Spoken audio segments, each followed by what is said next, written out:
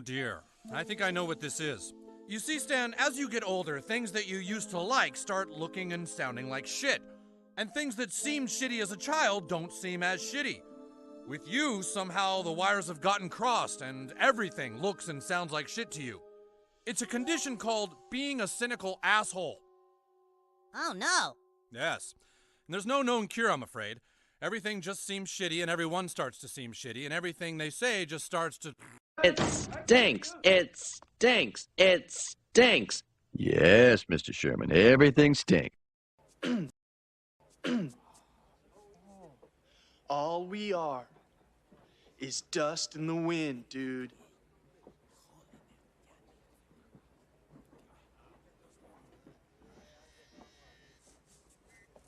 Dust.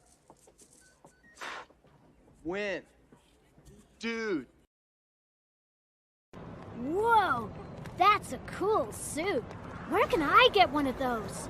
Patience, child. Patience.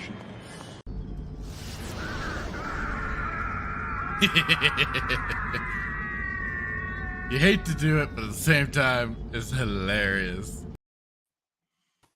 Hello and good evening, everyone. Welcome to another episode of Saturday Night Sith. I am, as always, your host, Fractured Filter, and with me, as always, too, Jay Hitman. How are you tonight, sir? A lot better than my internet. That's working. A little technical difficulty, starting a little later than usual, but hey, you know, not everything can be perfect, right? Not everything can be a smooth operation. There's always going to be those little hiccups every now and then. Well, right? It just, we did a lot of filibustering last episode, so we know how to do it now, right?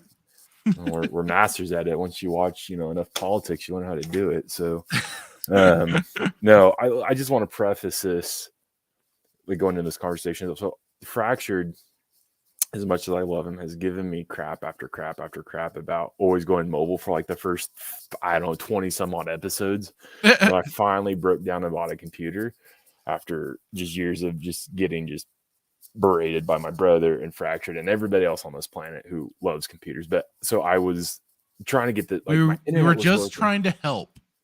My internet was working. Like I had full internet, everything was working. Like I can get on, I can go to these I can go like multiple, like the websites I was trying to go to get ready for the show. But it won't let me in. I'm like, what is going on? Like, and I'm trying to and I restarted my computer like 7 times. Like I restarted it, I shut it down, wouldn't let me go in. And so finally, I switched over to my phone, my mobile, and I couldn't do it, man. It was like for years, like I started out with Android my first phone was Android, and then I've been an iPhone guy since. And then it's like me trying to go back to learn how to even send a text on a Samsung or like an Android. Like it's so foreign. Just going to Apple. A real phone. Wow. How dare you. But it's so fun. It's so foreign. It's so foreign. And everybody who told me once you go once you go to the gaming side of stuff, because I'm an Xbox guy, I've always been an Xbox guy. I had a PS4 years ago, but anyways, it's like making the switch, you'll never go back. And so for those who are doing StreamYard on your phone, get a computer. It's worth it. It makes things a lot easier. Yes. No, because the whole, you can share screen kind of maybe, but it's not. Yeah. It's just so foreign. So I'm glad that the computer, and it was so simple as I just had to basically, reset my settings on Edge. But it's funny because you're talking it sounds like you're dealing with Tim from Open Airlock was dealing with. And so I just sent out a last tweet saying that we went live. Yeah, I wasn't sure. It's like there's always those goofy little things when it comes to needing updates or whatever. So yeah. I almost sent him a DM and be like, dude, help me fix my computer. I have to go live maybe 20 minutes ago. It's fine. Good. All right. Good. It's good. It's good. We're here. We're live. We're going. Maybe I should buy 2 more computers just in case one doesn't want to work. Have a backup to my backup. I don't think you're gonna need to do that. I think you're fine. It just was a weird little. It was a simple thing. It was it wasn't even internet. It was I had to go in and reset to the factory settings, or not even factory settings. It was reset the settings. But what was interesting, I forgot, because there was an update for Edge, But it's so stupid. Like that would why would that prevent you from like joining in on a stream if Edge has to be DuckDuckGo? Just go DuckDuckGo, Google, whatever, Safari, Chrome. I don't know if I have Chrome on here. I'm going to download Chrome after the show. Etc. Etc. Etc. Edge must be Windows thing. It must be like their Edge is Edge is good old Microsoft Explorer. It's been rebranded, renamed. But you bastards, like you guys know, old dependable there. A bunch of bastards, and I don't cuss, but I'm Irish, so I can bastard is a term of endearment. But that, like, I have all my Xbox stuff, all my, like, they know I'm a Microsoft guy, obviously, clearly. So like, do this to somebody who's not a Microsoft guy. Like, go do it to like, it's nothing personal. I real sure felt like it because it happened at 3:55. It happened at 3:55. They know I go live at 4. Tell me that's not like an attack on. I wonder if they're in bed with the mouse. I wonder if like our phones have hot mics, like they like somehow tapped into our phone because they know what we're going to talk about this week. Yeah, they've everybody and anybody spies on everybody, so nothing is private anymore. The spies spy on the spies that are working with the same spies. Exactly, spy versus spy. Okay, well, I'm done with my rant. Okay, that's good. Well, for right now, we are still just kind of waiting on our special guest. Hopefully, he shows up soon. Because you sent out the links and everything. Yeah. So, for right now, we've got. I mean, Lord knows. Like I say, there's always stuff that keeps us entertained here at Saturday night. I got backups to backups to backups. Oh yeah. So this was something that I. Like it is. I'll say this again. I'm always keeping my eye out on the different gaming things for anything. So many different projects, not just Star Wars related, but this is again another Star Wars related project. This is the this is another emulated server for Star Wars Galaxies. So once beloved, but now officially dead. Dead game, but thanks to the fan community, has resurrected it, and now there is a multitude of different servers out there that you can pick from. That whatever it is you're kind of looking for in your gameplay style. I mean, you're not at a loss for a selection. That's for darn sure. But this one is one that I've been keeping my eye on. And I have loaded in. I have played a little bit of it, and I'll probably be doing more, especially after their update here. And that's kind of what I'm wanting to talk about. They first put out a trailer, and this is the first thing I want to go over. So this is Star Wars Galaxies Restoration. This is their 1.0 trailer. Bringing in a bunch of new stuff. But I'll kind of let the video start doing the talking for it.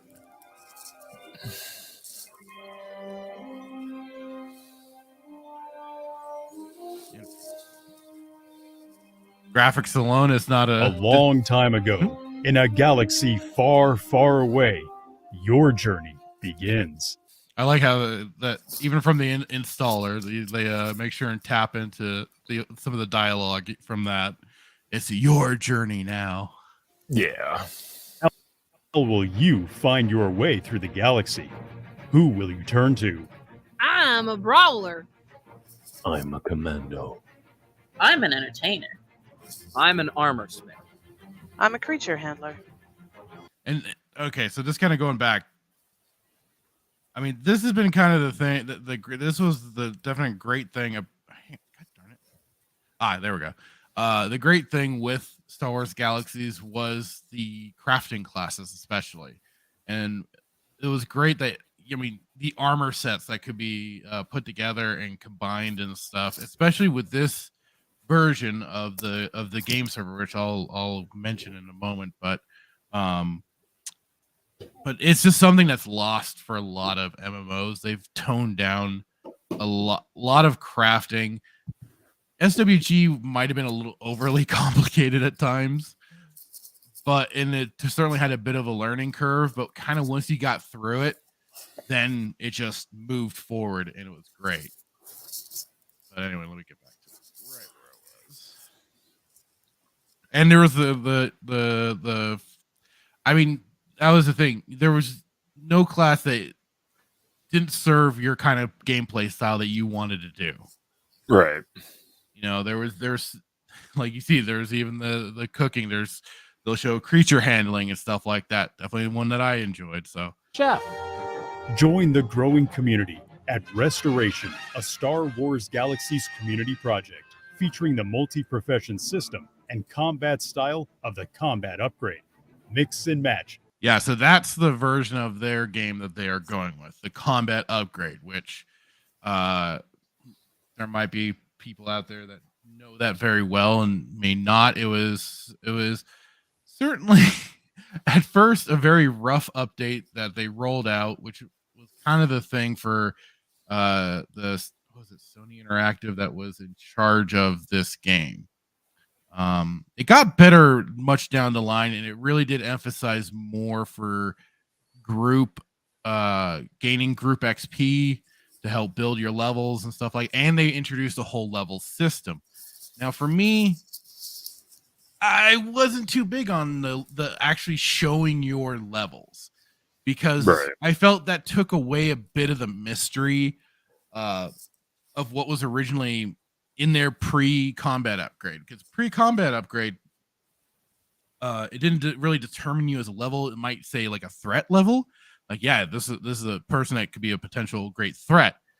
But the thing was is that you just didn't know either their class or, like I said, the levels themselves. So you didn't know if they were max level or not with their skills, with their skill trees and everything. So anybody could maybe get into a heated role play session and want to start a PvP brawl, a player versus player brawl.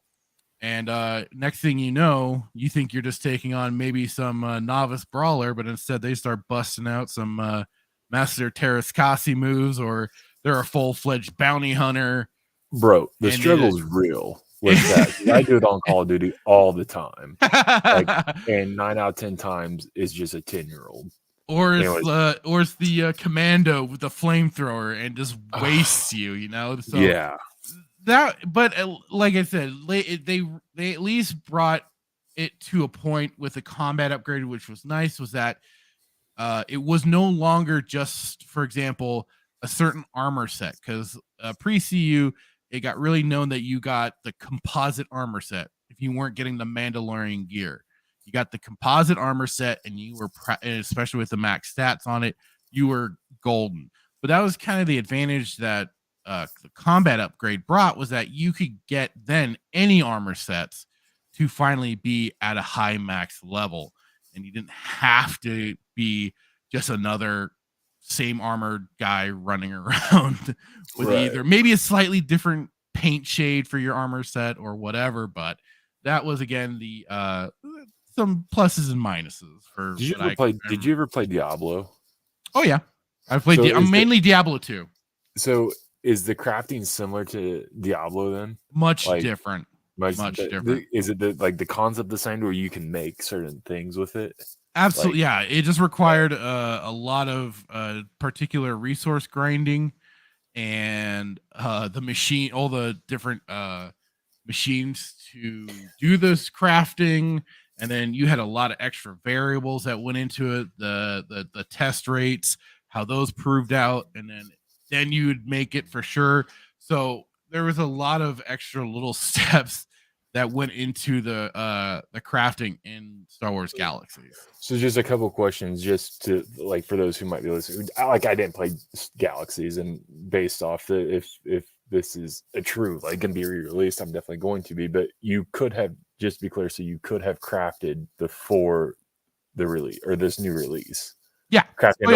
Yeah. You can always even before, because they've had this server running for a little while now. This is just this server is introducing some new elements to the game itself, and updates and stuff like that. Oh, okay. 32 different professions. Join the Empire and rid the galaxy of enemy insurgency. Fight for the rebellion to restore peace and democracy to the galaxy. or discover the seedy underground, where there's always an opportunity to make some extra. Well, that's the fun thing that was SWG was that you could pick a side. You could be you could be part of the rebellion, you could be part of the Empire, or you could just be a filthy goddamn neutral and maybe play for whatever side you wanted. Basically, be a mercenary. And that was kind of the cool thing, because you could also like when it came to piloting, they had Empire, Republic, Rebellion, whatever, and then they had the mercenary piloting. So you didn't have to pick a faction if you wanted to, even on the piloting side, and still get a lot of that extra stuff done if you wanted, and earn some extra credits on the side. Now, what was that about Jedi you're asking? Oh, I was just saying, like, great Jedi. You said neutral. I was like, okay, sounds like great Jedi. It just means no stakes in the wars, like a Talon card or sometimes kind of like a Shizor type. Although you kind of had his alliance for mentioning those two people. Extra credits. Explore 12 different planets on land and space. Discover iconic landmarks seen throughout the saga, featuring quest lines with hours of content and rewards worth achieving. Join a community featuring player cities, shops, and guilds. And live the greatest story ever told. Yours. All right, so yeah, that's what their little update was. And like it is, it's this nice thing, play for free, no little charges like the Old Republic. But now going, yeah, it's another game like the Old Republic. Just so what you're telling me. So what I just heard was you saying that Mr. Insect, you and I are going to explore this. You might need to first get Sutor under your belt a little better before we bring you into Galaxies. Hold on, what do you have problems with Sutor running around? You might. No, I don't. I am the compass of the three amigos here. Yeah. Do you hear what how was that falling off of that elevator when you just kept running forward, or you jumped off into the Nar Shaddaa platform? Listen, Mr. Insect even agreed that you pushed me off the elevator to begin with. Go and watch. What was that part 4 or 5? It's probably part 5, but the Nar Shaddaa thing was not my fault. I had just acquired. Okay, first of all, if you're gonna throw bows here, to be completely honest with you, the Nar Shaddaa thing was not my fault because I had just acquired force speed and I was trying to figure out how to use it, and I sneezed and I hit number 5, and that's why I went off the cliff. Okay. Now, I wanted to go into some of the. So they have the patch notes here. And what kind of caught my eye was first Mysteries of the Force, because this is what they're introducing for the first time is the Jedi, the ability to become a Force user or Jedi or Sith, whatever. So as they kind of say here, there we go. Start your journey into becoming a powerful Jedi, constrained by the era of the Galactic Empire, which poses unique challenges as a thriving Force-sensitive community. To take in a youngling for training is non-existent. Consequently, becoming a Jedi will be a demanding, stimulating, and individualized experience for every inhabitant of the Star Wars galaxy. Discover the Force will require exploration on group and solo adventures throughout the ground and space. Everything encountered along the way, from artifacts and horticulture to creatures and conclaves, will play a role in your saga. Use /check Force command to monitor your progress. So, I mean, at least to me, this is kind of some of a bit of what they had in even pre-CU times. Was this basically you would run the course of just basically either mastering X amount of skills or exploring different places, but this sounds like a little bit more involved than just that, because then before I go on to some of this other stuff. I logged into the game really quick today, and I'm still just a lowbie because I've been splitting my time between so many different little emulated servers, checking them out. But I basically have one for pre-CU. This is basically my combat upgrade server. I think I'll make this the place I'll keep going to. And then I have one for anybody who's familiar with the new game enhancements, mainly because they have in that server that I go to, they have the full piloting, but seems like they have it for this server too. So that's the bonus with that one. Where was it? All right, now let me move this for a moment.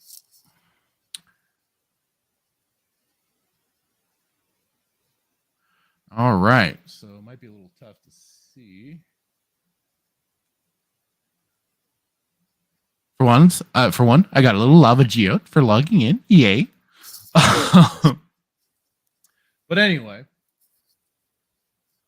so basically, like it says for the requirement A, universal requisites, it's basically what I read off right here from their patch notes. Same stuff. But then requirement B, inciting incident. To the benighted, it appears to be pure luck or a near miss, but to the enlightened, it is the crux juncture signifying the first spark of discovery for a latent power that has always existed deep within. This specific moment of discovery, different for every being, is precipitated when you need it most and denotes the start of a new journey towards the Force. I'm not either after fulfilling requirement A of just doing a bunch of in-game activities, you will you'll get maybe like a special, I don't know if instance or a special event that takes place that kind of furthers you down the path of Force discovery. And requirement C, learn to meditate. Secrets of the Force have been all but forgotten. In order to explore powers beyond your own, you must find knowledge from the past. So maybe this is maybe going to extra locations on other planets. Like you can go to Yavin 4, go to the Temple of Exar Kun and stuff like that. So maybe it's stuff kind of going checking out places like that, or I don't know, or even the destroyed Jedi temple on Dantooine. So, I mean, it could be any number of things that they have lined up. I'm going to be kind of interested in checking this out. I'm not always big on having my characters go for the Force just because I like the Terras Kasi class. I like the melee classes in general. They're fun to do. But then I can always just create another character and maybe do my other stuff. As always, Ryujin will be my main guy that does become a Jedi, maybe. Right. But I just thought that was kind of cool. And that's what I kind of, just to interject real quick. Yeah, go ahead. That's what I really liked about KOTOR was, I know like it wasn't as elaborate and as like SOTOR, but like you could choose like what you could be the scoundrel, you could be the right soldier, you could be like, and then you could, I know obviously that eventually you're forced to be a Jedi, but I like that choice. Yeah. Well, and that's very much what Galaxies brought to the table, was a sense of choice for different professions, especially because you could be a scoundrel, you can be a smuggler. Right. Yes. You could be a spice trader basically, and or you could be a bounty hunter. And I don't know if they've implemented it yet for this server, but that was certainly the thing, was that you could take player bounties too. So you could even hunt players and stuff, which added an extra element of danger, and that got even more expanded upon in the new game enhancement era, when they allowed even more players than just Jedi, because Jedi were kind of the main player hunts that you could do for bounty hunters. Right. So that was kind of the cool thing. But if they expand on that even for this game, that'll be pretty sweet. So also what they were bringing in, and you kind of saw it from the trailer and the mentioning from my screenshot, Mustafar returns to Star Wars Galaxies, offering more than 30 quest lines and experiences. This adventure planet contains iconic points of interest, relics worth collecting, powerful weapons, dangerous dungeons, and more. All balanced for the combat upgrade. Purchase a shuttle ticket to Mensix mining facility from Corellia or Talos. The planet is jam-packed with quests, collections, and more. Visit Forma and Chivos in the Mustafar mining facility. They've got the location right there. To get started on an epic adventure, visit the Mustafar content vendor after completing various stages of your journey and in the lava-filled world to acquire a lava resistance kit, Darth Vader painting, a Jedi painting, Darth Vader versus Obi-Wan Kenobi diorama. Wonder what that looks like. Dooku's bust, blue and red glowing red eyes, lava beetle mount, and the Mustafarian bunker. So that's how they're going to give that to players. So the Mustafarian bunker, for anybody that doesn't know too, and for you, Hitman, it was a player house. So that was another fun thing about Galaxies here, was that they had player housing, and that meant that you could almost locate yourself to any of the known planets. You could find a good little location all to yourself if you wanted to, be completely out there in the sticks and slap down a house. And then that's where the added element of like basically Star decorating Wars Sims. Yeah, almost. It was a chance to certainly, like when they like they say here, the paintings, the Dooku statue and stuff like that, you could then decorate your house with those things. And if they add, I don't know if the server has Kashyyyk, but or if they once they add Kashyyyk, that was another thing that was, you would go on the hunting trails and then you would kill certain animals and stuff like that, and then you'd be able to mount their heads on your wall, which I have done in the one of the other servers. It looks really nice. But is this like SWTOR on steroids? And if you're not good, if you basically have to graduate from SWTOR to play this game, is that effectively? It's like, yeah, I guess you could say it's SWTOR on steroids. Yes, it was what, and I know before. So how's it not as popular as SWTOR? Am I just not, or am I just not? Is it? And it was because of its, because it went through so many different changes. It detracted a lot of people on that aspect, and it was. It had sometimes a bit of a learning curve, and it wasn't as, it didn't hold your, I want to say it didn't really hold your hand, especially in story content. There was basically none, especially in the beginning of all this. It wasn't until the new game enhancements that they finally introduced a full beginning quest line to take you through the different planets and stuff like that in early levels.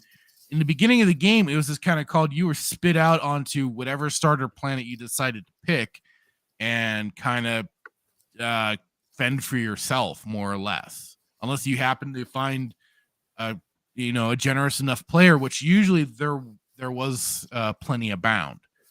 I certainly remember being first coming out of the Mos Eisley starport, kind of looking around and everything, and be like, okay. I was kind of waiting for a buddy of mine to finally log in so he and I could team up. But this one player called Mouse, it was a female avatar, so go off of that. She came up, was like, "Hey, do you need? Is there anything you needed?" I was like, "Not that I know of." She just offered, "You need some clothing for your character?" I'm like, "Sure." How about a cloak and stuff? Back in the day when people were actually nice. Well, and still from what I've seen from the different servers in those communities and stuff like that, there are still those very helpful players. And that's kind of because it had a very player based economy and everything because it relied on people crafting, people putting things up on the market for other people to come along, purchase and use and stuff like that for your new weapons, for your new armor, to buy houses, or to find the new starship that you wanted to fly around in, stuff like that. So it was very reliant on the player base, and the player base, you'd run into your occasional assholes.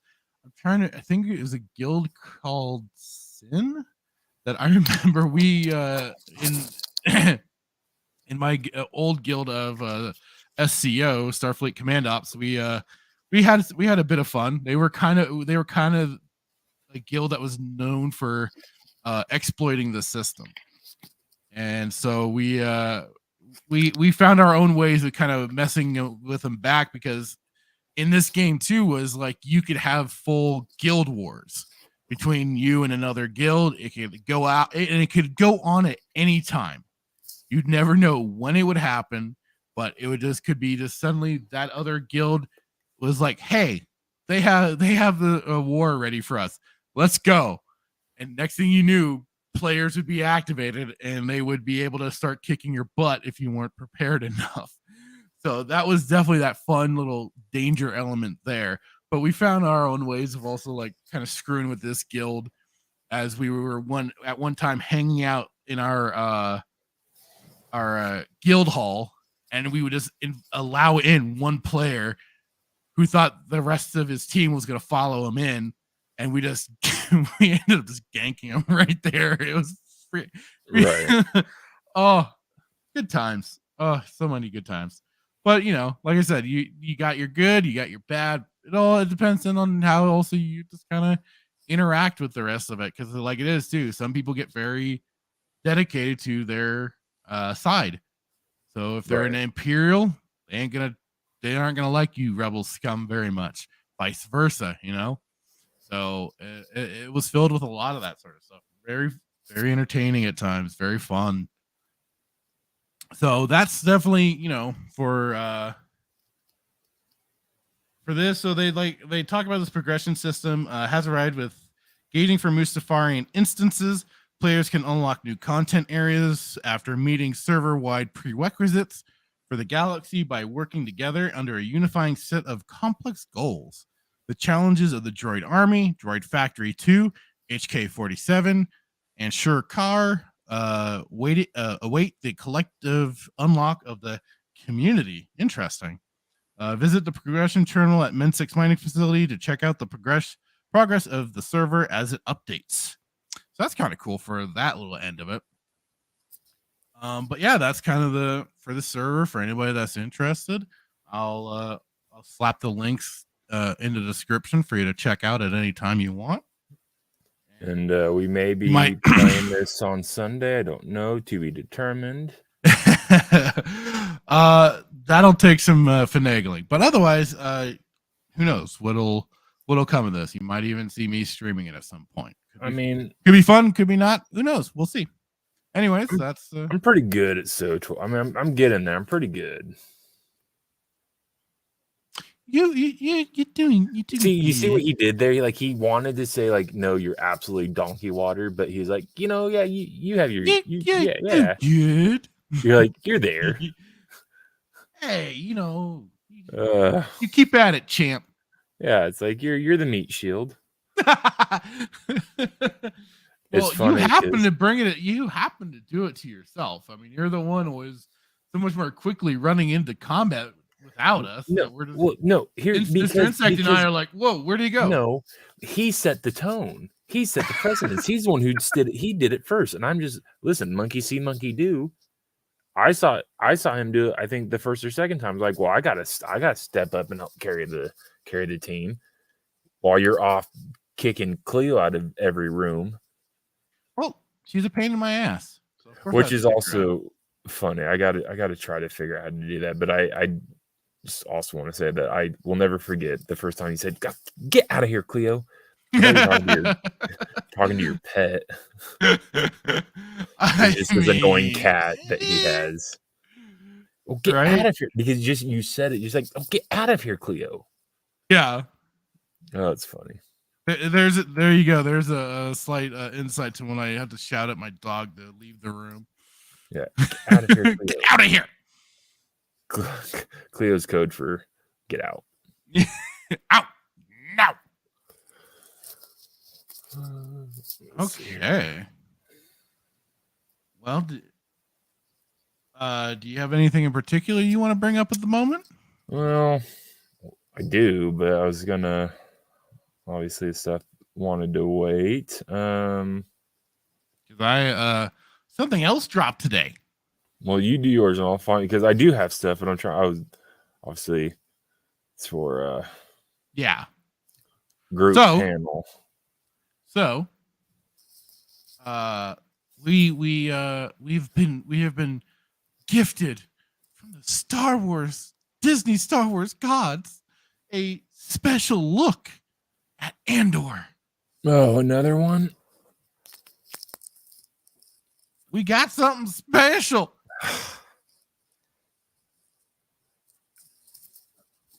All in time for the 3-episode premiere. Shall we feel the pain now?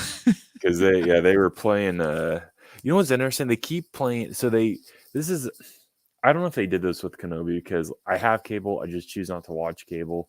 I don't know if they were doing it. If they're like showing premieres for Kenobi on TV, I don't remember seeing them, but I feel like they were blasting Andor out. Like I was watching the game earlier with my dad, and multiple times saw previews for Andor. Right. But they specifically are saying three episode event. Yeah, 3-episode premiere. Thank you so much. Right. All right, let's dive into this one.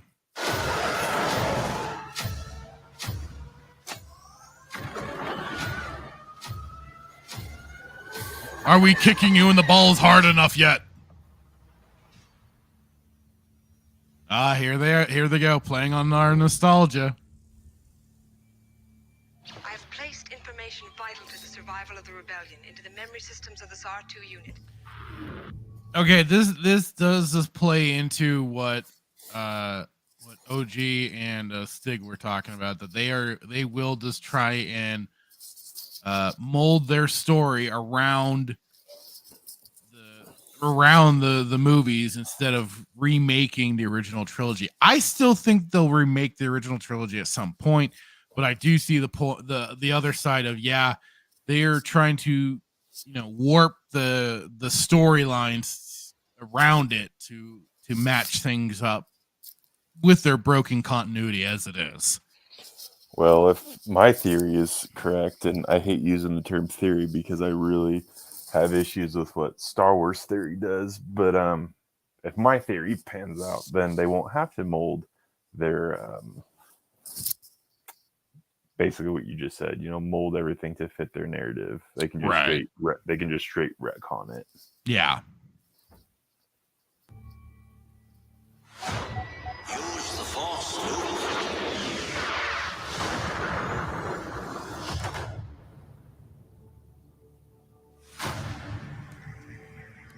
Spies. Saboteurs. Assassins. Everything I did for the rebellion.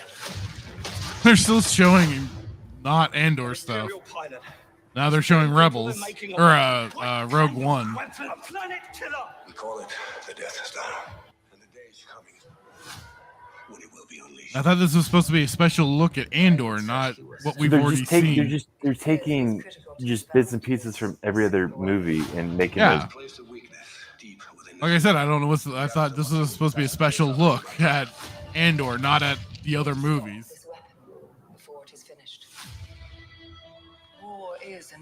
Not Jan and not Kyle. 10 men feel like 100. Enemy fighters coming in. The Death Star plans are down there. We'll find a way to find them. Here we go!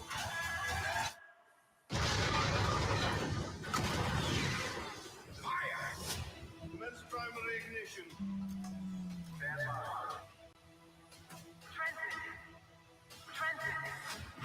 Save the rebellion! Transmission. Yes, the best part when they got blown up. Save the dream.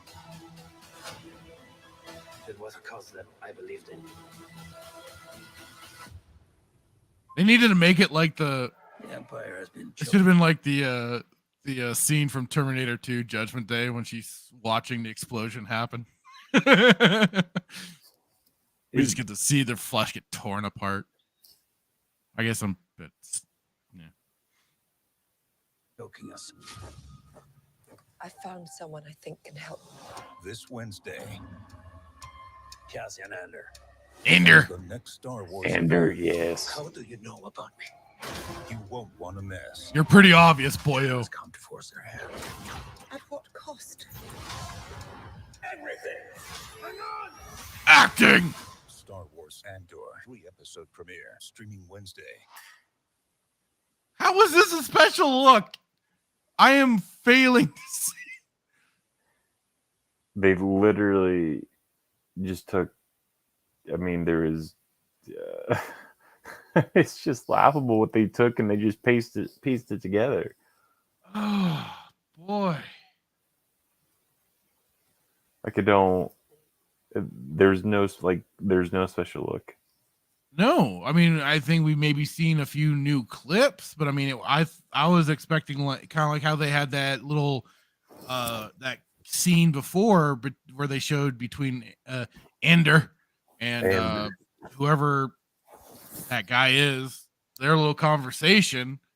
I thought we were going to get another like little, I mean, nothing long or anything, but just another kind of something, another little scene. Give us a little something. But I mean, they just said it was new, but it's not. They like. I wonder.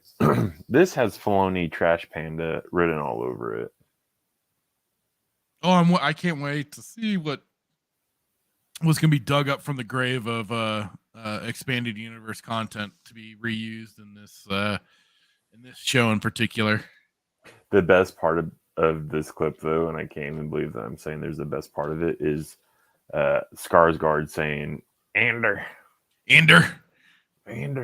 That's how I'll write the notes. I'll just put in Andor. That's how I'm going to do it. Kind of like Omega. We got Omega. And then we'll have Andor. Cassian Andor. I'm just wondering if it's going to be as true as the articles have said of it being a Trumpian era, bunch of allegoric type scenes and stuff like that. I'm wondering how obvious it's going to be, and just how I'm really not looking forward to it. Have we officially decided that we're going to be reviewing it? I thought we did, yeah. I know. I was just giving you an out. You're like, please, no. I was just giving you an out. It just looks bad, man. Like, it just, again, like we say it all the time, like we don't want to hate Star Wars content, but at this point in time, it's like, actually, I do want to hate everything that Disney puts out, because everything they've put out is just straight. I've changed from dog water, and I found something worse than dog water. Oh, it's donkey water. Donkey water. Specifically because my therapist tells me, my anger management therapist says I can't call people donkeys. So I was like, well, what's worse than dog water? Donkey water. Yeah, I would say that's right. That's certainly right up there.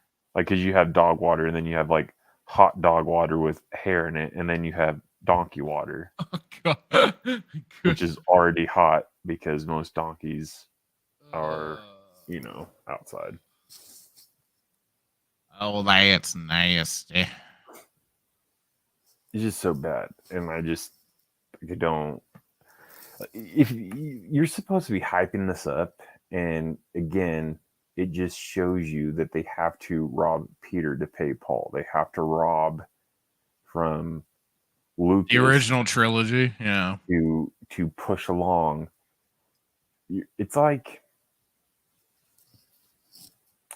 I don't even know how to put this together without being disrespectful, but it's like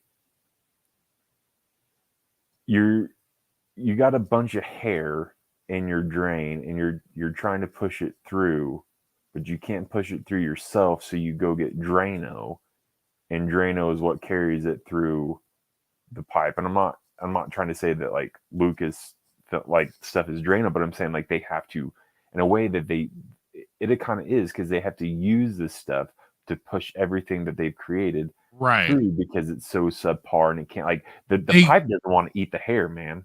The pipe's like, oh, this is Disney hair, I want it. They cannot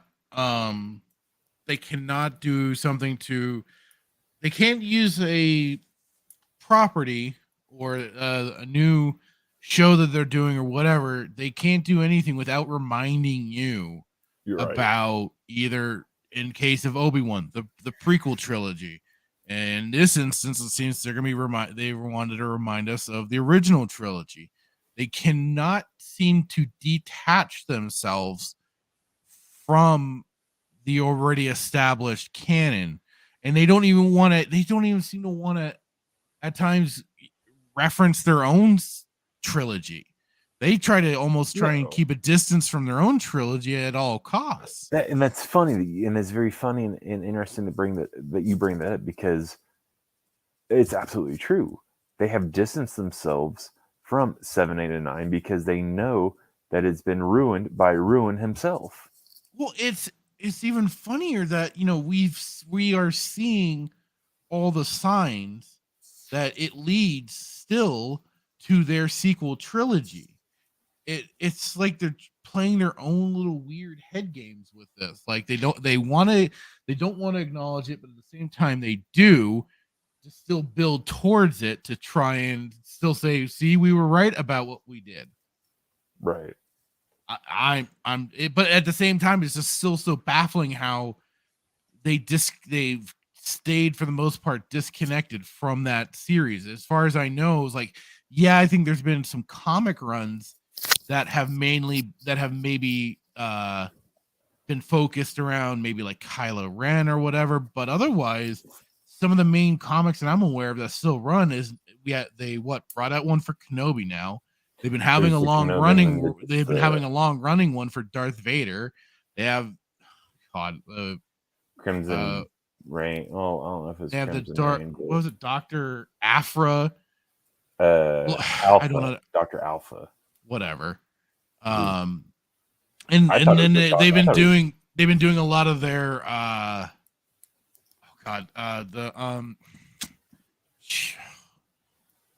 they're kind of not coder, but I forgot what the heck they called it now. High Republic, yeah. Yeah. So they've been releasing their High Republic books and comics and stuff like that, but it's still been staying away from their trilogy. Yeah. I mean, somebody can correct me by all means. It's just silly though.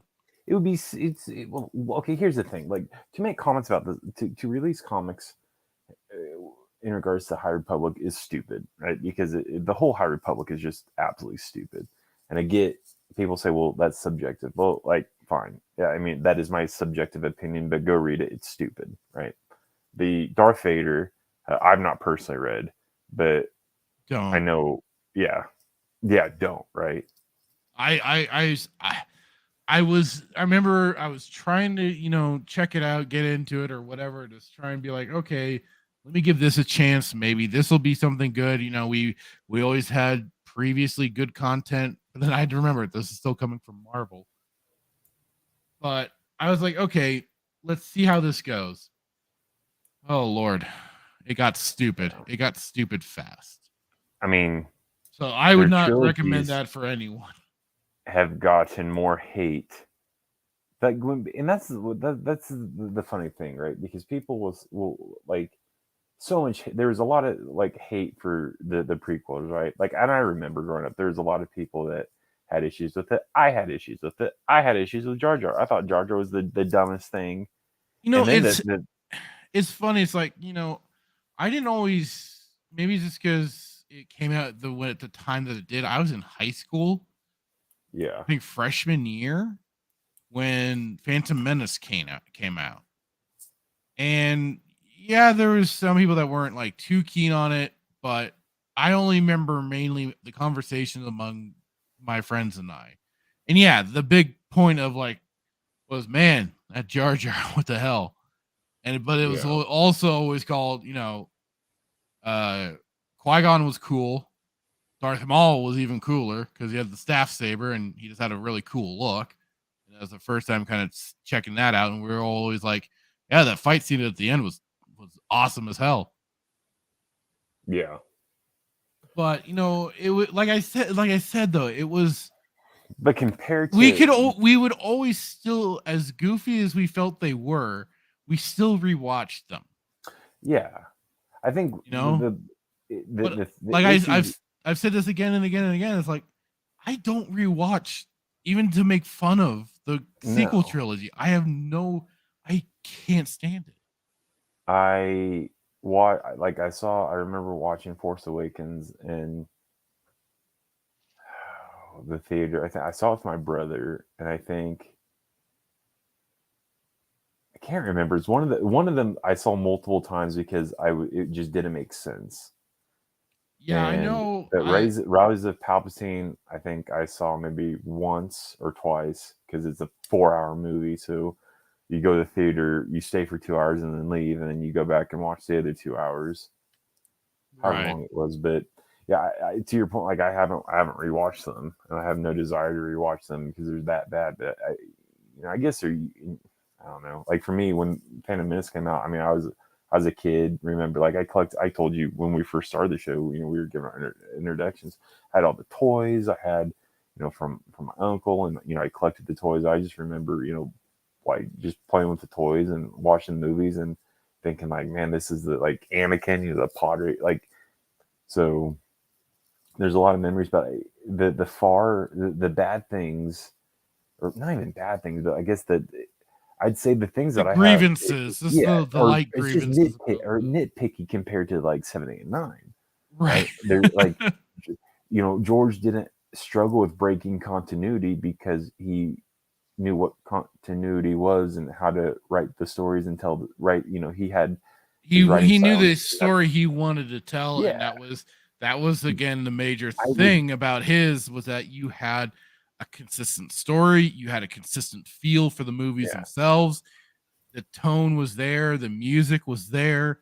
It had all of the makings for it, and even for some things as kind of dry and kind of weird as like Attack of the Clones was, you could kind of get a later understanding, and still the music was what kind of helped pop like it was the Geonosian fight. Yoda came in and fought at the end and stuff like that. Chef's kiss. So and like I said again, it's like, and then especially 3 rolled around and it was like, holy hell. What would have taken Attack of the Clones to a whole new level is if they would have. I think I saw there was a deleted scene where they took it out. I think George took it out because it was too graphic, or somebody took it out. But like when Mace Windu slices, wallops the head off Jango, his head actually rolls out of his helmet. And I think that if they would have kept that in the movie, it was a deleted scene. I watched it. It was one of the things I think George took out. I had to try to find it. I watched it on YouTube. It was like it's one of the deleted scenes. But I think what could have added to that movie a little bit would have been getting to maybe this is just because I've been going through the books. I'm on Attack of the Clones now. I almost think that if we did get to see maybe how Shmi got taken by the Sand People and just got to actually maybe see some of that took place, right, for the battle with the Sand People and stuff like that. I think that could have added a lot more for then how we get to see Anakin react to it all. I also would have liked that would have just added more weight to all of. At least that's my thoughts about it. Also, this is a side thing, but one thing I would like to see is the relationship between Owen and Ben, or Owen and Obi-Wan, because like they were fine, and like Anakin obviously and him were fine, but then Anakin died, and then like you didn't get a lot with Revenge of the Sith. That was always the thing I was I had personally expected with with these prequels, maybe we got to see a bit of the relationship between Anakin and Uncle Owen. Like I thought we would have maybe got this because like it is he the way he talked about Anakin in the original trilogy and stuff, you kind of get, at least it seems like there's a bit of an idea, like yeah, they interacted with each other a little bit more. Yeah, and that's always been kind of my gripes, is that we never really got to see that. And then I thought, then the Clone Wars, everybody wants to praise Filoni.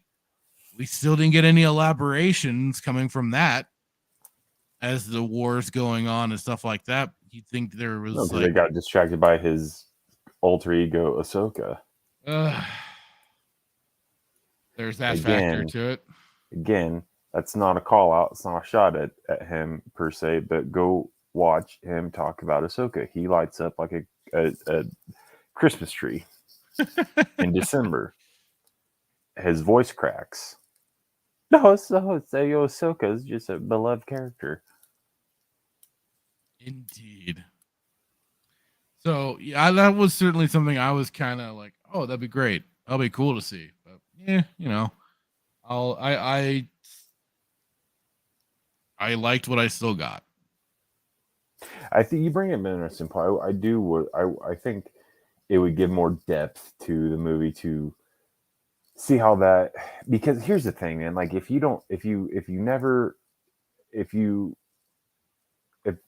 how do I want to say it? If the only thing about Star Wars that you know is that the movies, and you never read any of the books, and you're not EU, and you're not about legends, like, then I think you watch the movie and wonder, it's like, okay, well, like, how did she get taken? But then you read the novel, and I now have my feelings towards John Jackson Miller. I think he's bitten the knee to the mouse, but regardless of him bending the knee, it's still, the book itself is still really well written, and it does give you an insight to how the Sand People operate, and just how they I don't know, what's the other word I'm trying to look for, how they kind of operate, but like how they feel towards outsiders. And so when you read that book, it makes sense that Shmi was taken. But I still think if you never read the book or anything, like if you explored that a little bit more, it would give it a little bit more depth. And I think bring more understanding to why Anakin killed a whole bunch of Tuskens, just Tuskens, men, women, children, completely a whole lot. Yeah. I mean, obviously, and this is, and I remember the first page or two of the Kenobi novel, Obi-Wan himself is talking to Qui-Gon. Well, he's talking to Qui-Gon. Yeah. He's talking to himself, but he's trying to Qui-Gon. He says in the first page or two, it says that was Anakin's fall started with the slaughtering of the Tuskens, which is very interesting, because in that scene where Shmi dies and comes out, and you see it in his face, and then the music plays and he wobbles ahead, you think that he was already on this path, or he started the path after that. It's like, no, that was the minute he took those Tuskens out was his downfall. And so I don't know. Yes, I also think though, because what was kind of funny was, I'm going through, like I say, I'm going through the Attack of the Clones book again. I still got more to get through, but it's kind of funny because in it, Anakin himself is talking about, or I think he's thinking to himself or whatever, in those 10 years since becoming, starting down the path of the Jedi, Palpatine has always been right there. Well, always been lending him the kind ear that he needs when maybe Kenobi just isn't quite wanting to either handle or deal with what is bothering Anakin in a way other than a Jedi. Then do you think this all started before? I think it was always in the works. Because I don't know how Salvatore, because I have the book. I bought the book. I've not read it yet. I think I bought I bought the actual hard copy, and I can't remember if I've downloaded the audiobook, but we did a show talking about Salvatore in that book. How did Salvatore do with Well, like I said, I'm still in the beginnings of the book, but like I said, it was just kind of like just the impression I got was that she's been grooming him for. Yes, effectively, yes. Sheev has always been right there in his ear, like it was being the kindly uncle or whatever, just helping out Anakin when Qui-Gon was supposed to be effectively. Kenobi, but obviously, I think Qui-Gon. I think anybody with half a brain. Qui-Gon would have been the better option. Yes. Obi-Wan was too much of the big brother, and Anakin didn't. Qui-Gon didn't need a brother, or not Qui-Gon. Anakin didn't need a brother; he needed a father. Yeah, and that was, that's basically what you could get out of that. So yeah, Qui-Gon definitely would have been the better option. I mean, this is coming from the guy that just so. I mean, it gave me chills in the theater and still to this day when I watch it, where Anakin's, he's like, Sheev says, you did well, Anakin. He's like, and he says, yes, but he's an unarmed prisoner. I shouldn't have done that. It's not the Jedi way. And he's like, it's only natural. He cut off your arm. You wanted revenge. He's like, it's not the first time, Anakin. Remember what you told me about your mother the Tuscans and the Sand people. I think in the book he says Tuscans, but it just so you think about, like, he spent all this time with Grandpa Sheev, and how many times Grandpa Sheev, kind of whispered in his ear, like, it wasn't all high. Yeah, there's no peace, Anakin, amongst politicians. Anakin, you did what you did out of anger, and it's only human. You because like human. You didn't do it out of anger, Anakin. It's out of passion, and through passion we gain strength. I can just to be a fly on the wall during those. But yeah, so I mean, maybe it did, but I still think from a not context, but from I guess a depth perception or perspective would have been better. Yeah, I the books. I have 1, 2, and 3. I just need to start. So do I. Yeah, I just been going through the audiobooks. It's just so easy. But here's a question: who does this? Who gets on a podcast and reminisces over 7, 8, and 9? Who can who could have a 15-minute conversation about just the complexities and the beautifulness, if that's even a word, of the story, the characters? There are people out there that are somehow able to do so. They're talking about the porgs. They're sitting around singing Kumbaya, talking about the porg. Those porgs, man. And those porgs. The titty milk that tastes like Skittles. Oh God. Yeah. I'm honestly asking, because like how can you even have a conversation like that? And again, I mean, no, that's the big question, right? Who loves number 7? It's his favorite Star Wars movie. I think he rated it was like 7, and then Revenge of the Sith. I'm like, how dare you? Who was that? I'll put it in the chat. You already know who it is. He's not yeah. Yeah. In your department, anyways. Hey, I'm not responsible for everybody's taste in movies, okay? Listen, you own the day. You're the creature of the day. I'm the creature of the night. So fair enough. Yeah. So and so oh God, it's just where did it all go wrong? I saw this tweet earlier.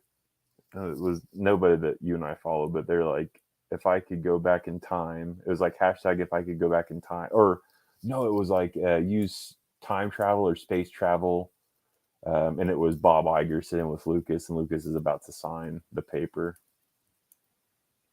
And do what? Take Bob Iger out of the picture? Yeah, essentially. Stop George, take Iger out, light the contract on fire, show George what it would become once he just. George, this is what'll happen. Are you okay with this? Yeah. Some Back to the Future type scenario. If or I would just take Iger's place, and then I could own it. Oh, okay. That would be even better. Ugh, if only. If only I'm not gonna go there. Kid show. Well, shucks. Well, I was gonna say, I mean, we could just, try to get the keys to the War Between Worlds and go back and alter that deal. Because the more research I've been doing on this since, I don't know, since we brought it up. We were talking, I think, at work yesterday or Thursday. We were talking about, I think it was it yesterday? Yeah, yesterday we talked about it. Really, yeah, a little bit. Just been doing as much research. Well, I say as much research. I've been doing enough research without wanting to blow my brains out. So it's kind of like slowly injecting yourself with spice. Yeah, that whole thing. Ugh, God. But I had to laugh that video you sent me about the whole World Between Worlds, and I'm like, how do people get excited about this? This dude is like trying to make connections to things that don't need to be connected whatsoever. Well, here's the thing, though. Have no connection whatsoever. Well, here's the thing. You say that, and so I found another video done by I don't know what the dude's name is, Star Wars 3, whatever his name is. Don't know his name. Don't know if anybody's released his name, but he did a video about it too, and he says he was in agreement with this guy. He even went further to say that within like the first 30 seconds of the video, that basically you can erase time. You can alter things that have effectively happened. Pretty much effectively saying that you can rewrite history. Like, this is basically the Infinity Gauntlet. He didn't say Infinity Gauntlet, but this is essentially you can rewrite time. You can rewrite events. So more or less, yeah. It's just not this lore. Or at least certainly interfere with him. That's for sure. Because I watched the first video, I'm like, this guy is stretching. He's like Mr. Elastic from freaking DC. Like, he's stretching so hard with some of the things that we'll save the video because it's like a 7-minute video, but like he's stretching with like the Mortis gods and all this and that, and like but then scripture or Star Wars Theory comes in behind and does another video and is pretty much in agreement, at least on majority of what this guy is saying about the whole. I still don't understand. It's just so it's like what's your favorite term? Your Deus Ex Machina. What is it? Deus Ex Machina. Yeah, Machina. Can never say that, but I mean that's essentially like you've screwed up so bad because you didn't go to college, or you did go to college. You went to university that just sucks at teaching you liberal arts or whatever they're teaching you. Like you don't know what continuity is, so you've essentially crapped the bed, and you have to figure out a way to not look like an idiot. So what do? First episode of Rebels, you come up with this is your out. This is the one thing that can rectify your stupidity, because now you can in essence say everything that we have said is now true because of this, and this thing makes it true because we can go back like this door, in this door number 1. This reality happened. This is the reality that is now. Like, the reality that we are in now happened in door number 1. Yeah. Or you could be like, oh, well, what's behind door number 2? Yeah. So it's like, oh yeah, Princess Leia did know Obi-Wan as a kid because that happened in door number 2 back here on this path within the war. You know what I mean? So I don't want to go into too much in this because I want to save it for our guests. I'll have to reach out to them. Maybe we might have to do it on a different show, figure out what's going on. I have to reschedule it. Reschedule it. But like, this is like what I don't want to dive in too much on it because I think it's going to be a really, really good conversation. But it seems to me like this, unless I'm just misunderstanding it, right? The explanation of it, I haven't watched Rebels. I almost watched it in preparation for today's show. I almost watched episode 1 just to get, because the video was saying that like Ezra finds it in episode 1. Yeah. No, not in episode 1. Something about Kyber crystal, and he gets this Kyber crystal, and he is in the war between worlds or something. But then later he finds the key, and Palpatine's trying to find. I don't know. This is just from what I've heard from. Those were much later episodes that stuff started coming into play. Okay. That wasn't episode 1 or anything. Okay. No. Anywho, that was later down the line, unfortunately. Okay. So yeah, but in theory, and I hate to use the term theory, but I mean, anything now can happen because of this. Literally having the reality stone in Marvel, time stone, reality stone, time stone, both, all and then some. Yeah, I'm essentially the Infinity Gauntlet, because you can go back in time, you can change reality, you can snap your fingers and destroy, basically just rewrite everything. So, and almost without any real,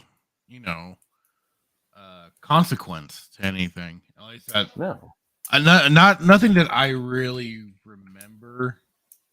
Because again, it's been a long time since I watched. I won't watch it just solely based off the graphics are just terrible.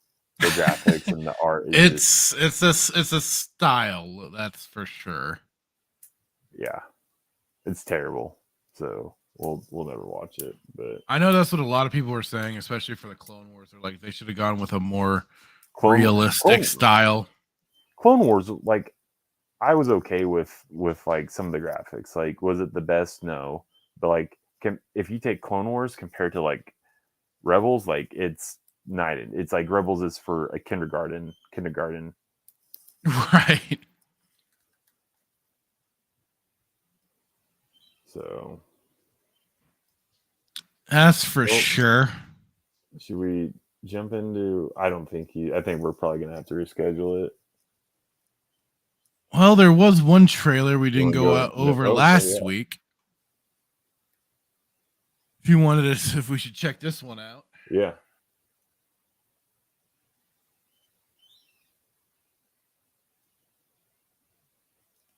Give me just a moment here. I'm just gonna changing a few things really quick.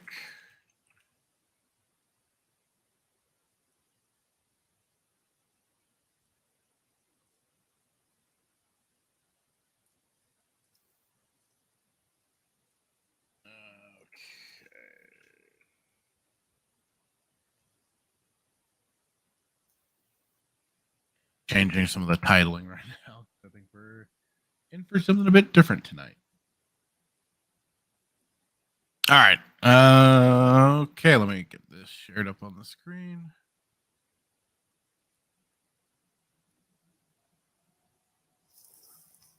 All right, this is the Tales of the Jedi. Ooh. Where's Daviasa?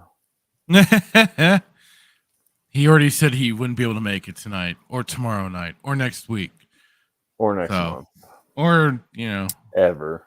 He's like, he stopped inviting me. I was like, you stopped showing up.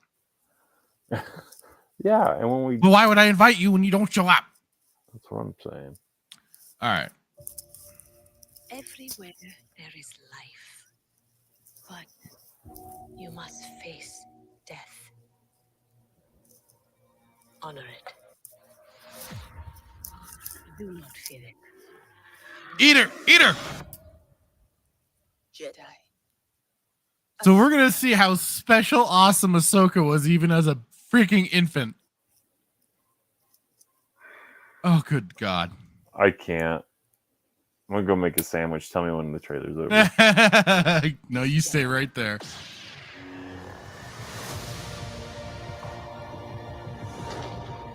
Oh, boy. The best way I can protect you is to teach you how to protect yourself. Master Dooku. I want to bring peace and order. I mean, the only thing I could say that might be interesting is that maybe getting to see some early day Dooku with Qui-Gon. I'm guessing who's right there. If they read the novel and they take the relationship that was portrayed in the novel, then maybe, but they're not going to because they don't know how to read. And the book didn't have stick figures in it, so they're screwed. Oh God. Master, stop! It is the only way you will truly have victory, my Padawan. Again. So again, this is like, why do we? If you're gonna do Tales of Jedi, why are we still focusing so much on Ahsoka? We've got enough of her. Because there's gonna be a brand new freaking show gonna be involving her. She was already fully involved in the Clone Wars. She was basically then started to be fully involved in Rebels, for God's sakes. She's involved in Mandalorian. Lady. When you see how Filoni reacts, I know. Talking about Ahsoka, so like it's not even about overexposure. It's like he wants to be her, so he's going like. I don't even know how to say what I was going to say, but I mean, it's essentially his pride and joy, basically. And people love her, and that's the thing. And that's what I don't understand. Like, people love this character. I'm like, why? Like, I'm trying to understand. Do you love her because of the voice actor? Do you love her because of her character? Like why? I don't understand what she brings to the table that's so different. Well, one, I just don't even know what she brings to the table, other than I would rather like rip off freaking Force Unleashed, Sky Star. God, what was Star Killer? Yeah, he carried his lightsaber in a similar manner, right? So she's not the first. No, not the at least in terms of releases of content. No, I don't believe she is the first.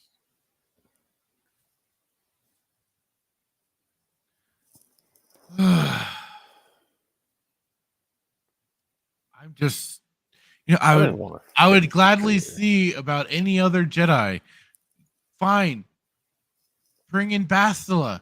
I'd rather see some content about her, but then they'd probably mess up her character too, and I would just be pissed off all over again. Yeah, don't do that. So don't do that. Don't bring in Bastila. Don't bring in Revan. They really screwed it up in the book, apparently, that I haven't read yet, according to Mr. Insect and yourself. I think they're bringing. I mean, they have like she's already been established, so it's like I don't know. But how old was like? That's why I got to try to figure out the timeline, because like Revenge of the Sith book talks about the relationship between Dooku and No, it was Plagueis. I'm sorry. I'm so sorry. I misspoke. Plagueis book talks about the relationship between Qui-Gon and Dooku. A little bit, maybe. Yes, I specifically remember because, and Sifo-Dyas is in the book too. Yeah, he gets brought into it. Yes. I'm sorry, everybody. Because of them wanting to use him as their intermediary for the Kaminoans. The timeline between this, because Plagueis was much before even episode 1. So how old is freaking Ahsoka? Like, is Ahsoka like Yoda and can live for 1,000 years? Like, what is the timeline? Because Plagueis is obviously before episode 1. And there's books in between episode 1 and Plagueis. Well, she doesn't come along. She doesn't come along until a little bit after the start of the Clone Wars. But Dooku, so unless it's an homage or like back to the like. And by that time, Dooku's known to already be an enemy of the Republic. He's part of the Separatists and stuff like that. Trailer that they've had the battle. They've had the battle in Geonosis and all that. So are they just touching on the relationship? Is this like a relationship? Yeah, like it says, it's Tales of the Jedi, so it's taking place in different points in time, telling different stories of what's going on. So stupid. We're not gonna review it because I'll put a. I'm gonna shoot myself with my potato gun. So this essentially this show is. That's why I'm like, why do we need more? Why do we need more story about Ahsoka when we've already seen it, basically through the Clone Wars? So it's essentially many shows or many stories within a probably season. think like what was that Star Wars Visions? Yes, but this is built in the continuity. It's not. You spelled continuity wrong. Well, they don't even know how to spell either, so we're all worse. So how many is this going to be? Multiple seasons, and it's just going to be multiple. I stories? don't know. I just know like people were pointing out this is already similar to what was already done with expanded universe content. Isn't there a comic about the Tales of the Jedi? A comic? Is a comic or a book or something else, yeah. And it did a bunch of extra tales. See, I thought this Jedi was just, from different eras and stuff. I thought this was just one big bowl of diarrhea going down the drain. I didn't know there's many different pieces of this thing. Yeah, that's why we're seeing a young Dooku and a young Dooku even teaming up with Dooku and Mace Qui-Gon. Windu. How are you going to tell a story about Dooku and Qui-Gon if you can't even read? You don't even know how to read. I don't even. I think they're going to mess up even Qui-Gon's character in all of this. Like I just got this sinking suspicion, even from these clips here. I don't think they're going to be characterizing them very well. In a specific door in War Between Worlds. Oh God! This story never. Watch. So like they'll do it like it's a Twilight Zone sort of thing, where they'll have like a narrator come out and start to, and then the person will be walking in the world between worlds and go to each door and go, here is our next tale for this episode. I'm genuinely asking because like in like Marvel, like so Wanda and like Scarlet Witch and whatever the dude's name is, the guy that had the thing on his forehead, like one part of it they were like together and then or they were like liking each other and then like he got wiped out and then in an alternate reality like now they're married with kids but she don't like, even get into that cluster bomb. So like well like I'm asking like so like you have like our reality, right? So the stuff that we know that has happened, you know, from Lucas on now, is this going to take place in another like war between worlds to where like it's not our current reality, but it's a different reality, but it can still be a reality because of the war between worlds. And it's okay because it's that like that is like you said, that is the bridge between like the gap bridge, if you will. Like our reality, we know it as canon legends, what George created, right? Right. What if they did something that, what if the reason why they are screwing up content or what we would interpret as them screwing up continuity is because they are secretly creating their story and using the war between worlds to create it because they can come back and say, well, no, this is reality because of this event that happened between this door on this world between worlds. Relativism be like relativism at its finest. What you think, you know, your truth is you think your truth is your truth, but this truth is this truth because this happened between this door. I'm crazy. You could say J Hitman, you're crazy, and it doesn't make any sense. No, that's fine. Does that make sense? So, like our reality is everything that has happened since, you know, with Legends, EU, and you know, from 4, 5, 6 or 3, you know, 4, 5, 6, 1, 2, 3. That is the reality because that I mean, you know what I mean? No, I know. That's happened. They can come back and say, well, like I said, Leia now knows Obi-Wan because they always because of the stupid well, no, they do. She does know him because it happened because somebody unlocked the key to the war between worlds, and this is well, now you kind of lost me.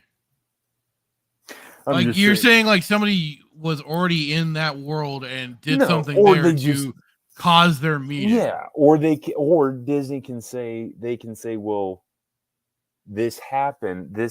The reason why she knows him, or the reason we already saw the reason why she knows him. She knows him because he was for some reason chosen by, or Bail Organa decided to go full retard, break basically anything that he had for any kind of undercover capabilities, go and hire the one freaking Jedi apparently that he couldn't think of Ahsoka, but the one time they didn't bring her in, so he goes and gets Obi-Wan's goofy ass and sends him off to get his daughter. Right, bad example. Or let's say the whole, Cassian, Andor, and Urso.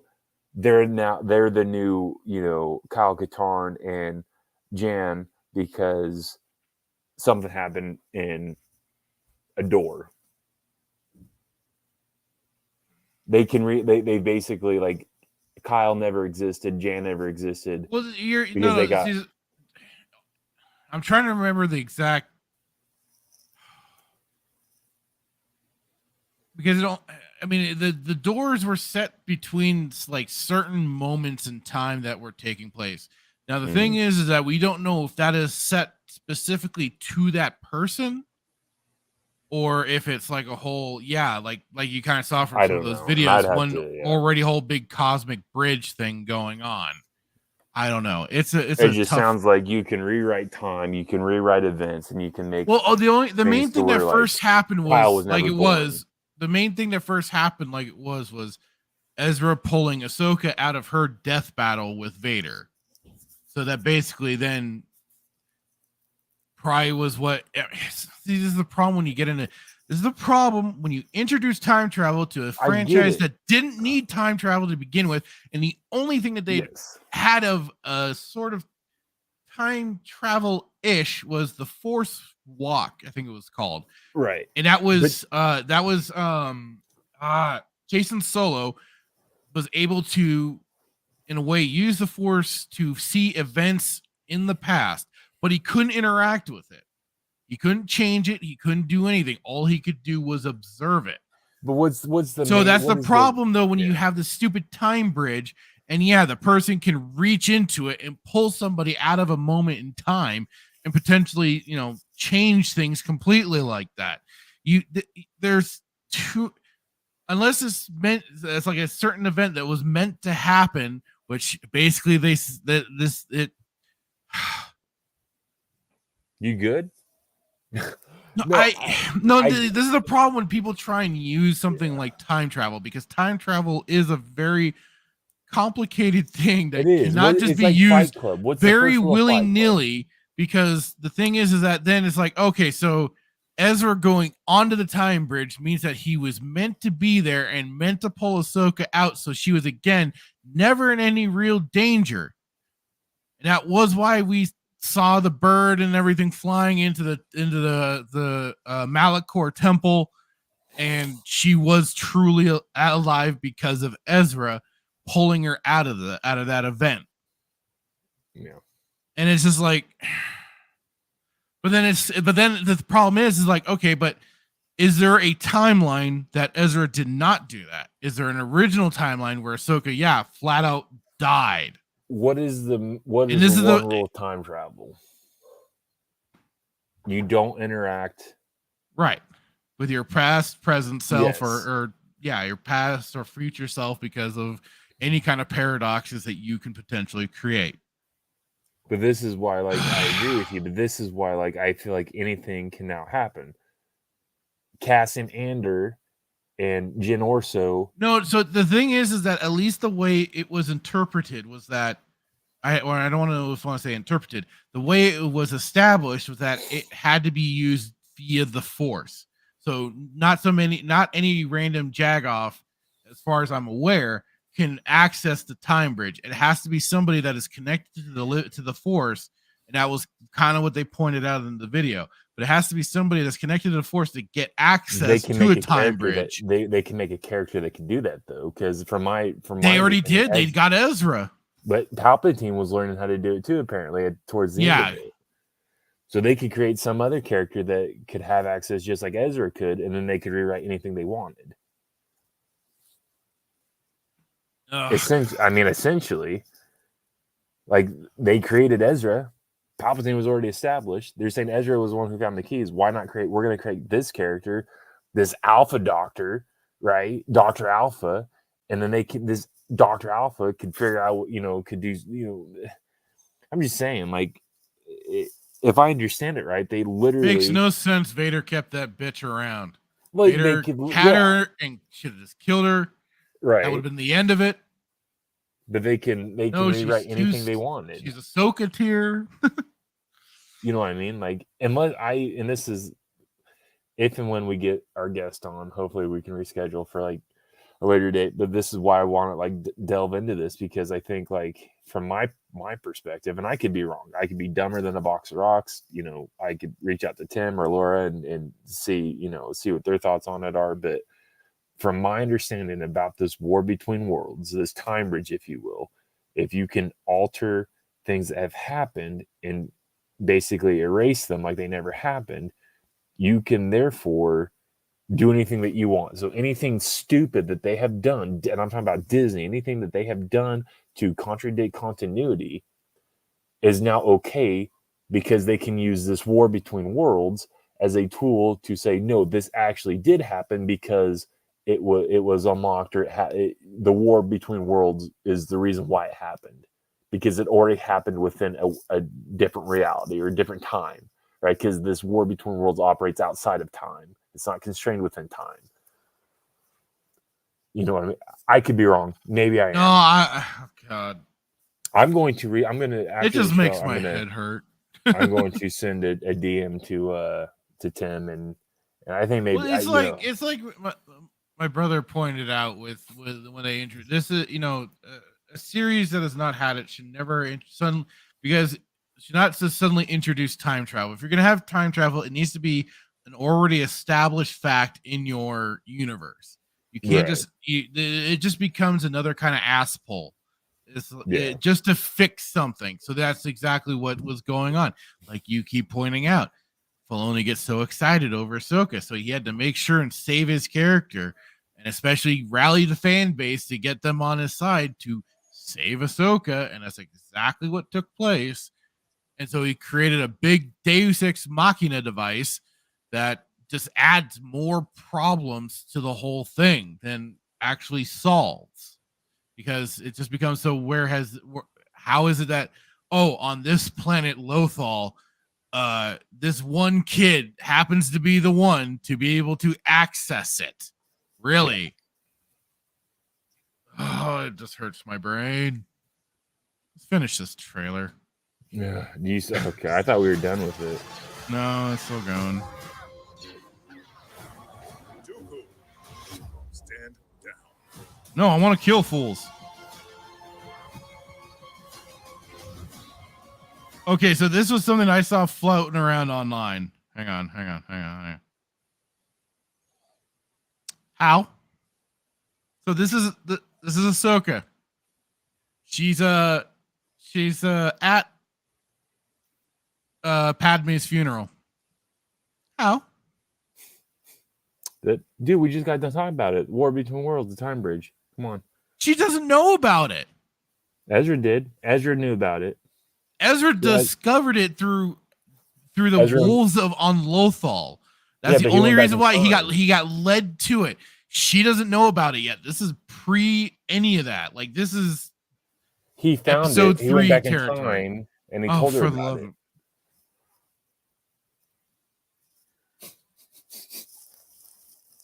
He found it and he went back in time, and that's why she knows. They went back in time there, and now they're there. They're at point C. The bridge is point B. They use B to get to A. Now they're back on D. You have managed to just make me so angry. Let's just say this. Let's say, oh god, she's at point D, like D minus, and the time in Ezra's C, time bridge is B.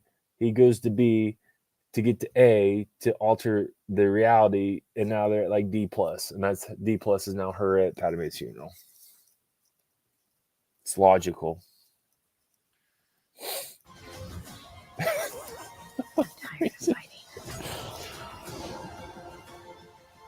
I've been warning them about the coming darkness. Let's hope all that training pays. Wait a minute. Is that a pre-existing goofy spinny lightsaber? Yeah, you didn't see that?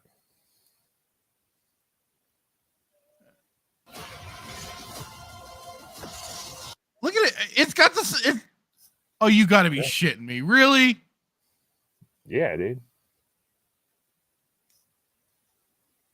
Let's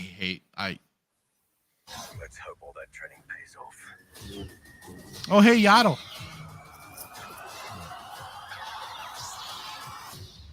And who might you be? So what is he, an early Inquisitor? Mm-hmm.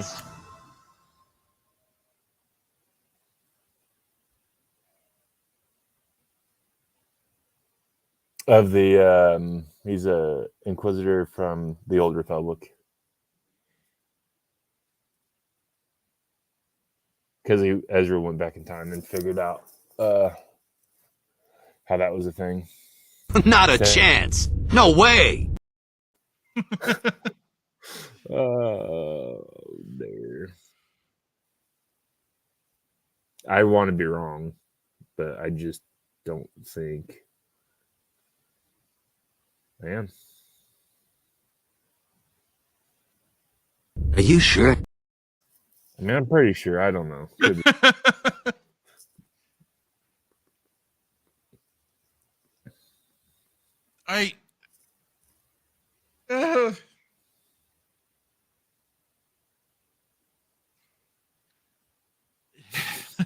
My head hurts, man.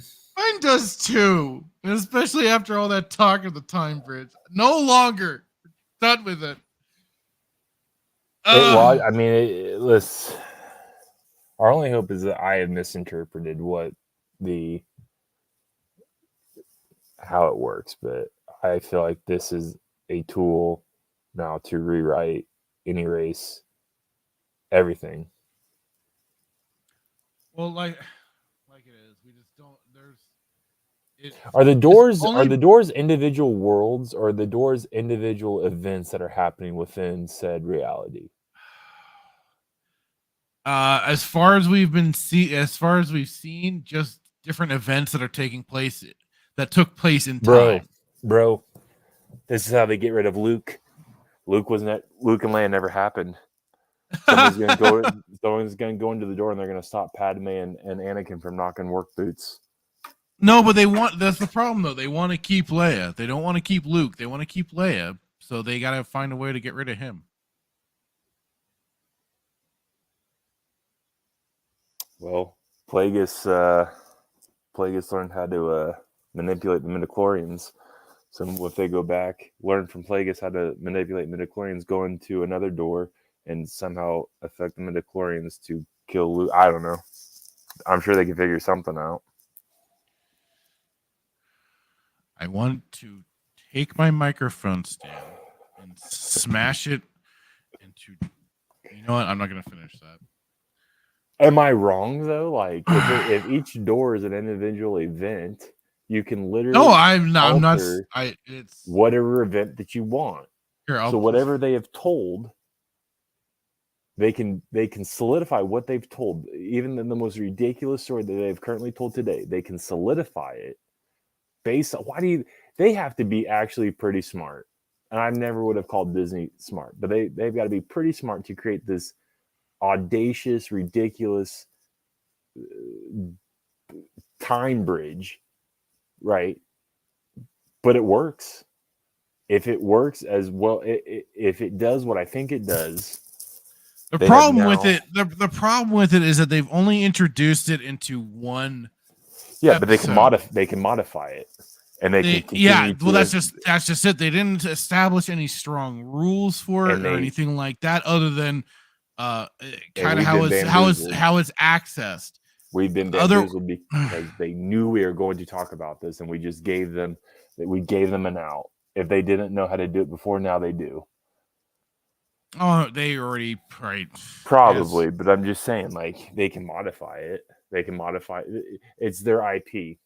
They can say, well, it was originally built for this, but we can modify it to this, so now we can legitimately solidify anything that we want, and we can we can't legally get in trouble for it because we're not breaching any contract that we may have signed with George, but this is now altered.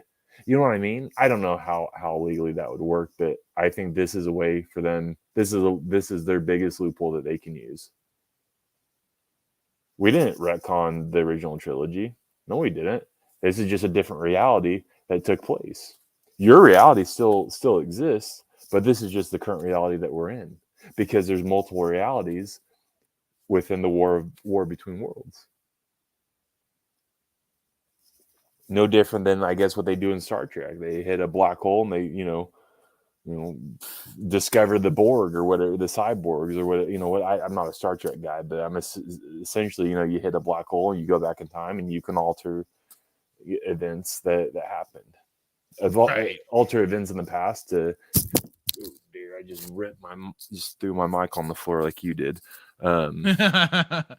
I haven't thrown mine anywhere, but gosh darn it, do I want to? I think this gets good practice because I think what I want to do is take what we've talked about and adapt it, and if we can, like I said, hopefully reschedule, get our guests back on, be better prepared because I didn't know how the conversation was going to go, but I think, like I said, it's very dangerous. I think this is a tool that they have created, stupidly created, but now serves as a benefit to them to solidify anything. I mean, they can do anything. They can literally do anything. If we understand it correctly, they can go to any point in time because this thing is outside of time, right? They can go to any singular event. They can make it do probably just that. Yeah. Because again, like I said, not a lot of the rules were really strongly emphasized. And all it was more of like Ahsoka moralizing that he couldn't save Kanan because it would not moralize, I guess, but just make the point that, you would prevent his sacrifice of being worth anything because if you take him out of that moment in time, it could interrupt what he was doing. No. I hope that was the only thing they really pointed out. Well, I'm gonna do more research on it because from what it sounds like, is a massive reset button. Potentially, it's a massive. It gives you the opportunity to reset anything that you. I don't know. I guess that's how I interpret. Well, it. That's it. People, when the time bridge for the world between worlds, whatever, when that first dropped, everybody was thinking, "Oh, this is how they're gonna retcon the sequel trilogy." Yeah, and I was still going, "No, they ain't." No, because that would be them. That'd be them admitting they fucked up and they don't want it. They are not going to do that at all. So they're not going to do 7, 8, and 9 because they've created it, but they'll sure as heck retcon 4, 5, and 6 or 1, 2, and 3. Yeah, or both.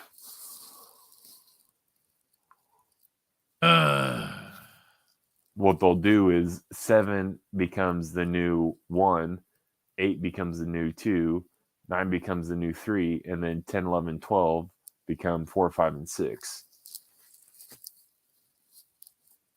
Oh, for the love of God. however you want to play it. But essentially 7 will be the beginning of. Right. No, I see what you're saying. Please tell me I'm wrong. This is the one point in time I want you to tell me that I'm wrong. I need you to tell me I'm wrong. The only thing is, I think that would get them a lot more shit. They don't care. Well, that's the thing is that they still want to play something of to still play it somewhat smart. So, like I said, they're not going to outright right now do a major retconning of things. I mean, they've down the already line, started. maybe. Down the line, maybe. Like I say, I do still think they're gonna somewhere down the line they will redo the original trilogy. Just they'll put probably more of an emphasis on the relationship between Kenobi and Leia, like they already set up in the Kenobi show and stuff like that. Yeah, they've already started retconning. I believe that they did this. I think they intentionally did it with. Well, I'm not gonna say intentionally. I think they did it with Kenobi, unbeknownst to them, to see how. That doesn't make any sense. I think they probably were testing the waters with Kenobi to see what people would be. I don't know. Enough to fall for. Were they stupid enough to retcon A New Hope on accident, or did they do it intentionally? Did the way that they wrote, like Joby Harold, the guy who did not know that Obi-Wan knew that Anakin was Vader. When he was on video, there was a hologram on the hollow of him on the feeling great. Like, so were they just so stupid in their writing that they just unknowingly retconned A New Hope, or were they like, no, we're going to do this because we eventually want to retcon the original? Like, so there's only two options. They either did it stupidly they wrote it to where it retconned something, or they're like, no, we're going to do this to see how it happens. I think that they're just so stupid based off Joby Harold not knowing that Obi-Wan knew that Anakin was Vader based off a hologram that was in the movie. You know, this, and then the Tiki Wood Titty guy who didn't know that flipping Natalie Portman was, Padme. Like, these are the people that are working for them, Mike. So I ask you this: did they stupidly write it that just so happened to retcon it, or did they intentionally write it knowing that they wanted to retcon it to see how people would react? My answer is the first, because I don't give them any. I think they're stupid. I wish I had an answer. I think they're okay. I don't think they're stupid. I think they're dumber than a box of rocks. I can agree with that 100%. Like, the last point I will make is Deborah Chow. Oh, God. Is the very person that Favreau, in a roundabout, as respectful way as he could, called her out, telling her that she rushed the production, rushed the story. And he might as well just call her stupid. But he obviously can't, because they all work for each other. Like, so, like, you have a bunch of, I can't call people stupid, but you have a bunch of people that aren't making good decisions from a directing standpoint. Yeah, we went over multiple articles detailing their bad decisions with that whole project. Is it just when you get a bunch of people that are really, really good at making dumb decisions, does that lead you to unintentionally retconning stuff because you don't have the wherewithal to know what you're writing? You're basically I think a 3-year-old could tell a better story than my nieces could tell a better story with crayon on construction paper. I believe that. Yeah. Do you think they intentionally retconned it? Or do you think that they just intentionally retconned what specifically? Well, like the stuff in like the original with A New Hope, everything that transpired in Kenobi, and the stuff that we went over with A New Hope. Like, was it an accident or did they do it on purpose? Because before you answer, just let me end it with this: if you say that they did it on purpose, you're giving them a little bit of like credit, right? But I want an honest answer. So, like, I agree that, like, if they did it on purpose, then you concede the fact that they are smart in regards to them playing out their plan. But I want to know your honest, because I don't think we've ever really talked about this, and maybe we did, but I want to know your honest opinion. Well, I can only think of what we know, Okay, so what we know from that whole project was that there was already some scripts written out. Kathleen Kennedy took a look at them. Apparently didn't like them. Said it was, quote, too bleak. Yeah. Too whatever, dark and everything. So they had to rewrite it to be something that was more suitable to her. Yeah. That's so in doing so, yeah, it was like they were intentionally writing things in this particular manner. But God, I don't know, I mean, man. I can Joby only Harold, think, man, this like the writing's on the wall. Like the proof is in the pudding. And here we sat at the dinner table for you to like that. That's not even an oversight, man. You can't like I can handle oversight, but that's like how much did Revenge of the Sith make at the box office? How many people have seen Revenge of the Sith? Let's see. Like the point I'm trying to make is like for you to make a mistake in saying that Kenobi never knew that Anakin was Vader, and this was established in one of the probably the biggest grossing movies within, well, not 4, 5, and 6, obviously, but one of the like definitely 1, 2, and 3. Like, how do you not know? What excuse can you give that would excuse you? So from, okay, so I found the numbers. So domestically, Star Wars Episode 3: Revenge of the Sith made 380,270,577. Internationally, 488 million. Worldwide, 868 million. So that's everything all together. Yeah. I don't know what it There's would a be couple. I don't know what it would be adjusting for inflation and everything, but So a couple bucks made a couple decent amount of change, right? Right. It did good. What if they're playing it? What if they're taking the play out of Sheev's book and they're acting stupid, but they really know what they want in the end, and this is all a methodical, tactful way to I don't know, man. I couldn't. There's no way you could be that careless, like to say that, like, oh yeah, Kenobi didn't know Anakin was Vader. Like, bro, it was established in a movie that made 300, like, you said $1 billion. How much did they make? Millions. Yeah, it was in the millions of dollars. Like, and this isn't like some just line that happened in the first couple minutes of the movie. This was like after the killed Jedi children. purge. Yeah, definitely after the execute, after 66 was executed, the beginning stages. But this was well after he killed children. So there's multiple times in that movie where, like, there's not a single point in that movie where you fall asleep. No, unless you I don't care if you're 160, I don't care if you're 96, I don't care. Like, you can't fall asleep during that movie, right? I don't think it's possible. But the point I'm trying to make is, like, this wasn't just like the first couple minutes of the movie. This is like after they're in the temple, they're sending the code, and Yoda himself, looks and says, into the hologram recordings or the security hologram recordings you go, only pain you'll find. Like, right. This is one of the most iconic line, and he's like, I have to know the truth, Master. And then, he sees him killing again. So you get to see, it's a great scene because now you get to see him kill the children twice. And he's choking somebody while he's doing it. Like,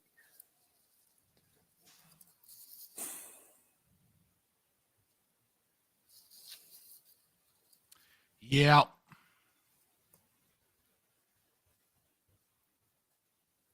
It's just, it's nothing but pain, man. Nothing but pain.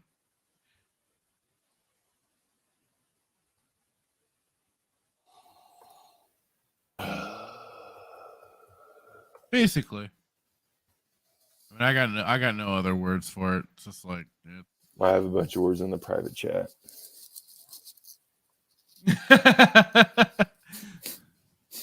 Yeah, basically. Did you? I'm sorry. I just was going on. Right. Did you give your answer? Did you say that you? That was. I mean, that was. I mean, basically, all I could say is that I mean they did it.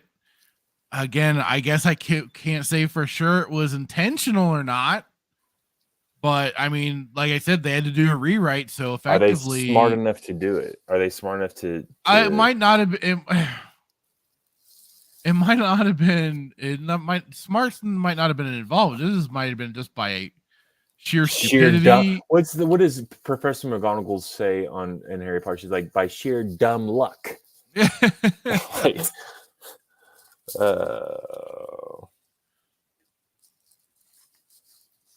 I really hope I'm wrong with the whole war between worlds, and I really hope we can get our guest on next week or maybe the week after, depending how their schedule looks. But I really want to dive into this because I really want to know if I'm wrong or not. Yeah. I will eat crow if I'm wrong. I'll eat crow. I will cook it up. I'll make some eggs with it, and I'll eat it on the show, and I'll be happy. I'll be happy about it because I don't want this to be a thing, but it sounds like it's just very convenient that like it happens in Rebels.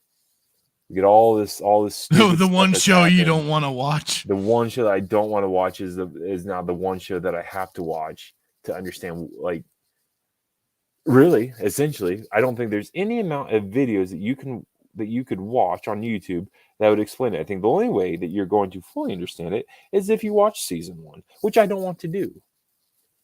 I refuse. I shan't stand for it. No, I don't blame you. But I see you on the other end without the mic, rubbing your hands together, saying, "Do it," because you know the amount of pain that is going to bring me. Not only because of this stupid. No, I don't want to watch it either. I don't want to watch it myself. You got the war between worlds. This is how stupid it is. You got the war between worlds. You got the space whales. So, like, what if the space whales are the curators of the war between worlds? What if the space whales created the Mortis gods, and the Mortis gods, with the space whales' help, created the war between worlds, and then because the Mortis gods helped them create the war between worlds, what if the space whales gave as repayment, the whole hyperspace thing? You scratch my back, I scratch your back. And who created the Mortis gods? Like, that was the whole Mortis arc, which I think Daviaso was saying was one of his favorite episodes within Clone Wars. Like, that's whole stupid. So who created the Mortis gods? Now, and did the Mortis gods create the war between worlds, or was it the space whales? I need to know before we end the show. I don't think the space whales had anything to do with this time. I don't know. They created hyperspace. They created hyperspace. They gave inspiration for hyperspace. They were not the creators. Yeah, it's from a certain point of view. Oh, for the love of God, that freaking line. I'm just saying, from a certain point of view. So should we get into Bad Batch review? Yeah, I suppose. Are you still gonna answer my question though? I did answer your question to the best of my ability. That basically, yeah, you said you didn't think that you didn't. To an effect, they did it intentionally. It was just no. I meant about the space whales or the Mortis gods. Oh, the space whales created the Mortis gods? No, I don't think they did. No, did the space whales create the war between worlds? No, I don't think they did. Did they create the Mortis gods? No, I don't think they did. Then who created the Mortis gods? For all we know, the freaking space Force whales did. I blame space whales on everything. All right, let's get into this because this episode was actually an episode. You want to start us out? Okie dokie. Okay, so like it starts out. It's like, and back to Camino. Looks like Crosshair and his crew is still doing business. Crosshair reporting the intel sent out by the Junker planet and how Clone Force 99 was the one responsible for the power surges there. Freaking narcs.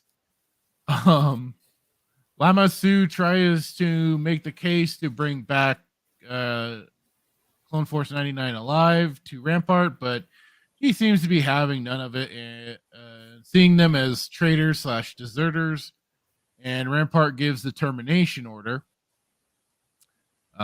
Wrecker seems to be having his own bit of fun with Omega as he plants a trip bomb for her to attempt to disarm.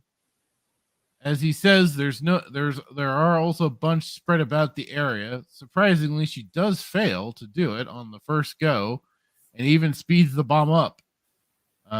It's a dud. But still, as I said, Wrecker has his fun as he chuckles it up with after it detonates. It was a smoke bomb. And he questions her if she thinks he's crazy enough to have her try on a real bomb for her first attempt. This apparently is a typical test, as Wrecker explains he failed it the first time too. But that's not shocking. And yes, big guy, you're one card short of a full deck. They're being watched. Watch that Echo and Wrecker both notice, and they get ready to take down the scrappers.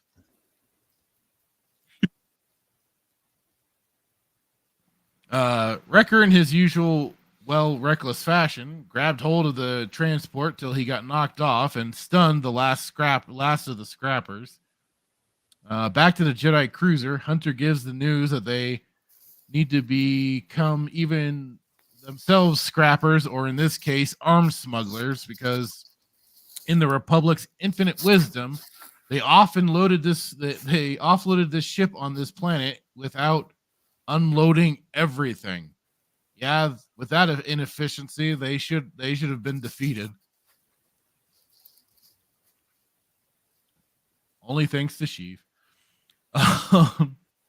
Tech is also looking to sell off the information that's probably still stored in the ship because, hey, they won't unload the weaponry. Why wipe the systems of any critical information? Facepalm. Omega does ask a good question about the filthy scrappers, but Hunter thinks they should be done with what they need to do before they ever wake up. Sure, because things always go according to plan, right? Wrecker and Omega seem to find all the explosives and munitions, and Wrecker, stop being so excited. There's a kid present. Wrecker proving time and time again to be the dum-dum as power comes on, and he still thinks he has to forcibly open a door when hitting a button would do just fine. It seems Omega wants to take part in the proton torpedo activation, but again, Wrecker, hide your shame. He's getting a little overly excited with all that munitions, especially the explosives. Echo makes a fine point. If they had just gone along with Rex, they wouldn't have to be beholden to some Trandoshan and continue being what they know best, soldiers. Tech is also putting Omega to work, getting the master data files. Again, the incompetence of the Republic. Sheesh. Or now the Empire. I mean, it just seems so silly to me. They unload these ships on this derelict planet or whatever it is, but they did not clear the ships whatsoever of the munitions that they could have reused on other ships, of the making sure the data couldn't fall into the hands of the separatists. You know, important stuff. Am I crazy here? Am I wrong? Am I? It just seems question. So. Oh God. And then Omega tries to get a more meaningful conversation out of Tech about the war and what it was like, and him being him was very analytical and dry about it. No more elaboration from him on the matter. You wanna? Yeah. Let's see here. So I said, the scene is set back on beautiful Seattle I mean, Camino. GQ Imperial model talking with PM of Camino. Crosshair informing Imp of a power surge on a Venator class destroyer. Claims it's Clone Force 99. We're spotted on Braca. PM tried to convince Imp Clone Force 99 should be brought back alive. Imp's not having it. Meanwhile, back on Braca, Wrecker training Omega on explosives. Omega trying to put bomb back. ... Too late. Run. It's a dud. Hunter rallies everyone back to the destroyer. Echo asks about the test. Omega not having it. With Wrecker's help, a pro, a pro in what? Thinking like a Pringle? Yes, the scrappers. At casual, and by casual, I mean take them out. I said, this is why you don't follow Wrecker. Play stupid games, win stupid prizes. Echo wanting to leave. Hunter saying no, they need credits. Suggests selling the ammunition. Wanted to clear Sid's debt. Good hunting. I said, Amiga for the win. Finds thermals. Grenades. I don't know what I put powers back. I don't know what I wrote there. I'll stop there because I think I was ahead of you. Oh, you didn't take very much notes on that one.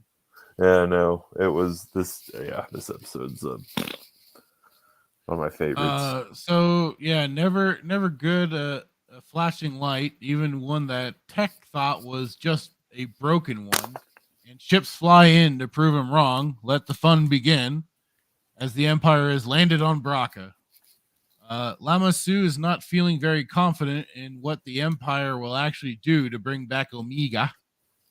It seems, and they are the ones sending out bounty hunters for the girl. So we will be having more shenanigans take place. Hunter gets sights on Crosshair and sees they are in for some trouble, and Crosshair and his troops are checking out for signatures, and Crosshair knows they're being jammed. So they move out to the ship knowing they're still there. So each team knows their tactics. Let's see how this will play out. Tech trying to be sneaky, tapping into the regs comms, and they narrowly avoid a patrol group.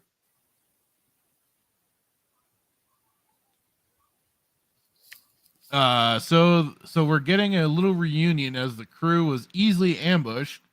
Seems Crosshair figured them out better than the batch figuring out the regs and Crosshair's crew. What a shame. Tech is getting some ideas quickly to get them out, but how much collateral damage will it cause, and will it actually help them?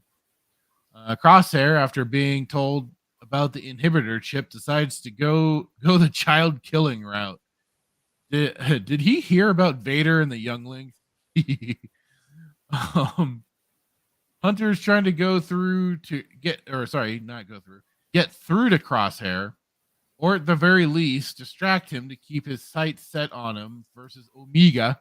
Meanwhile, Tech and Echo are going about their own plans. Wait a minute. Omega just shot that clone. Is that her first kill? I swear, I know I swear I know they're clones, but it's still a human life. Will she have any feelings of this? She is still a kid. Taking out droids is one thing, but snuffing out a human life is another.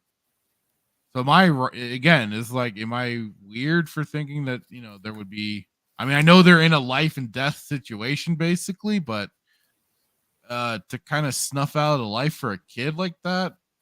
So I don't know. I guess I'm just, I feel like there would be some kind of repercussions for that child taking their first life. Yeah, I did take notes on that. I missed saying that. So Wrecker starts checking some stormtroopers or still clone troopers. Don't know. And I had a good belly laugh at this one. Was okay. That was funny. Flamethrower trooper comes in blasting. Everyone jumps aside while Wrecker, still holding on to his torpedo, up and chucks it out at the trooper and takes him out. Okay, well played, sir. It was just kind of a funny visual. I'll admit. I got the red his torpedoes. When he threw his. I had issues with that. Crosshair was the first to get back up, and he sends the rest of the soldiers to bring to the bridge while he gets ready to find the next position. He's determined that chip is working well. You want to jump in, or let me get over here.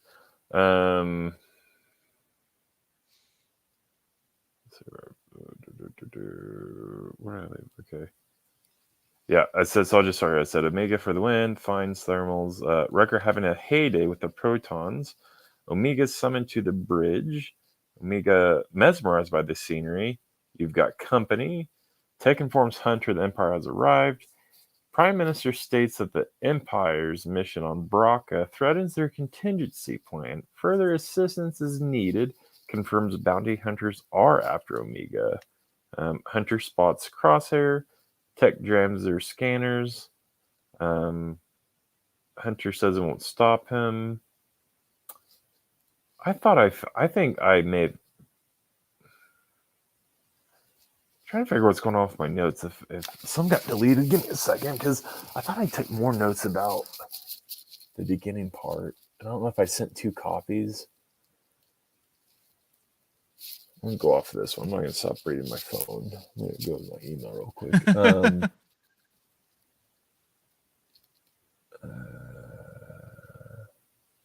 Maybe I did. I took like 4 pages of notes. Okay. I'm going to start here. I'm going to go back to my computer. So, PM states that the Empire's mission on Braca threatens their contingency plan. Further assistance is needed. Confirms bounty hunters are after Omega. Hunter spots Crosshair. Tech jams his scanners. Hunter says it won't stop him. Troopers trying to figure out what's going on. Crosshair is privy to what's happening. Tells them that they're being jammed. And we have a Scott Hall toothpick toss. I didn't even think of that. That's good. You're right. I was hoping somebody would. Yeah. Crosshair tells them to find their ship. Meanwhile, we find ourselves watching the batch gathering munitions and asking how many they're up against. 3 attack shuttles. I'm trying to get to. I took notes about, because you said one about Wrecker throwing that proton torpedo. Right? He chucked the proton torpedo at the flamethrower person. All right. Well, I'm going to get through. I know I took a note, so I'm going to just keep going until I find it, and I'll let you. No worries. Where did I leave? Okay, yeah. Crosshair tells them to find their ship. Meanwhile, we find ourselves watching the batch gathering munitions. I did that one. Wrecker claiming that they have what they came for and to evac to Marauder. I hate that name of their ship. I hate their ship. I hate their ship and I hate the name. Why? Why do you hate? Because the Marauder is a cool name and their ship sucks. Oh. Give it a more. Hunter states that they're already on board. They need a covert way out. Yes, the old forward to aft sweep. Troopers found the ship. Crosshair instructs to secure the perimeter. Hunter says someone's coming. He's right. Tech has hacked into their comms. Crosshair commands troopers to push back towards the hangar. I smell a trap. Omega says that they're heading to the hangar. Hunter changes the plan. Cutting through the artillery deck is a much better idea. And I'll stop there and let you go, because I got to find where I left this note. I'm going to be really upset if I thought about doing it and I just didn't do it. No worries. I'll say this though, because I can't find it on here, but I will say my issue, like I was going to put that isn't like when you don't torpedoes explode upon impact. Unless that's just the shell casing for the proton torpedo, and when it's launched into the bay, then it like there's something that comes out from that. Otherwise, I mean, be, but maybe it has to be a certain velocity for it to explode too.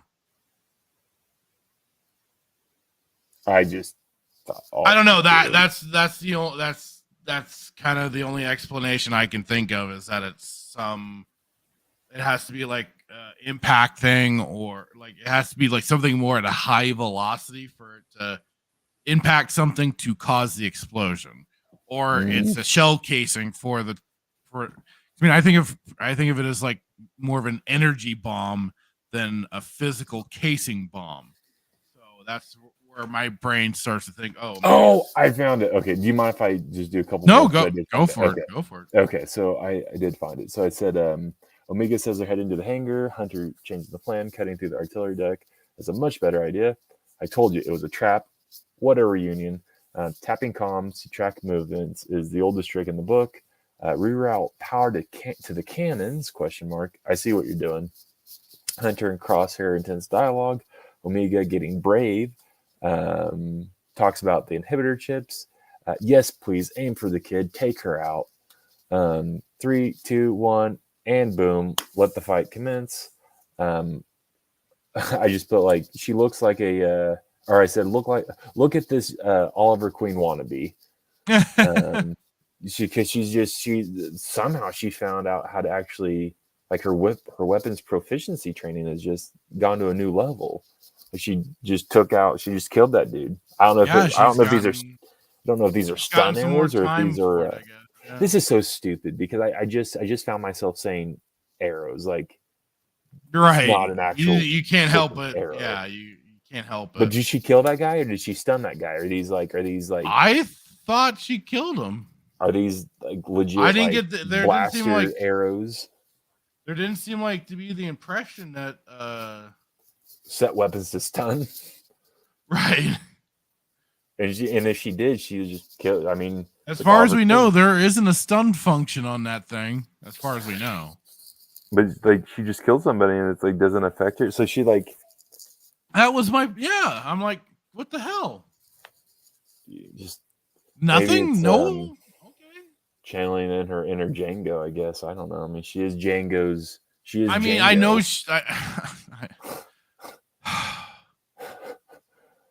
But I mean, that the thing is that she still had to have been trained and conditioned to fight and to compartmentalize herself for, coming to be face to face with death, essentially. So she's been basically, as far as we could tell, she's been very isolated on Camino and has had zero training other than to kill maybe anybody. To kill anybody. As far as we know, the only thing she got amazed by dirt. She cries over her. Spoiler alert. I can't. Okay, I won't. I'll say that because you've not seen it. Never mind. Disregard. 10:22 North 5:10. She mesmerized by dirt and cries when Wrecker, isn't waking up, but she can just kill somebody for.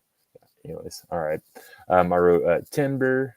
Things coming down. I said, Wrecker's just out here throwing troopers out of cruisers. And then I put why are flame troopers a thing? Like, why is it a thing? It was in the freaking was episode 7. Like, I don't understand why they're a thing. So stupid. I hate them. Everybody's like, I think they're cool. Like, no, they're not. They're stupid. Anyways, you wasted so many credits right there. And then I put, and don't torpedoes explode upon impact? Filoni, and I put, did Filoni miss this? I always thought they did. I'll stop there because I think hopefully I'm caught up with you. So then, so like if I threw a torpedo at you, do you think it would explode? Like I said, I think it's like a velocity thing. Like it has to be going a certain speed to hit impact. Like he's Hulk. He's the Hulk version of this is literally he's clone Hulk. Like this is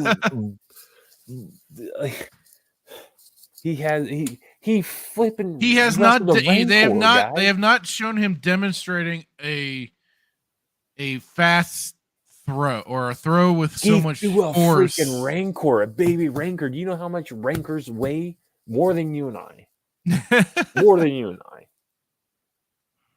Well, I mean, yeah. If you can toss a Rancor, don't you think that you can maybe just toss a torpedo at enough velocity? Like he threw the guy. Well, maybe it was was a dud. I don't know why I'm trying to find because he was happy, excuses man. for this He had bullshit, it, but he was excited when he held that torpedo. You know it wasn't a dud. He could feel it.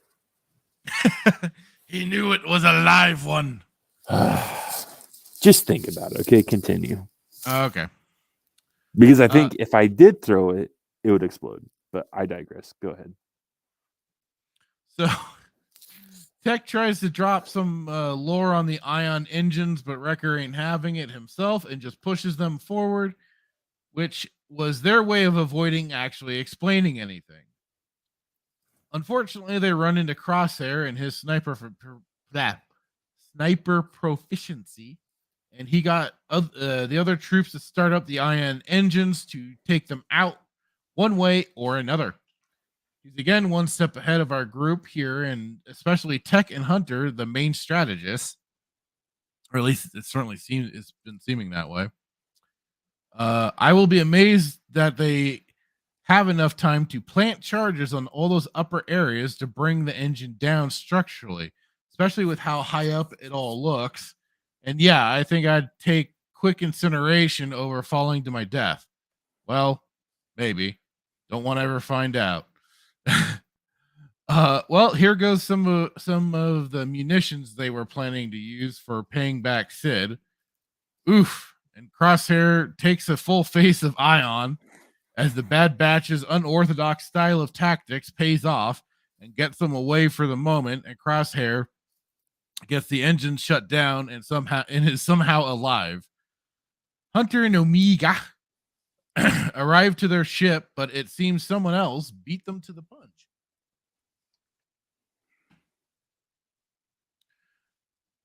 And oh Christ, sausage fingers Cad Bane shows up and was the one that took out the clones guarding the ship.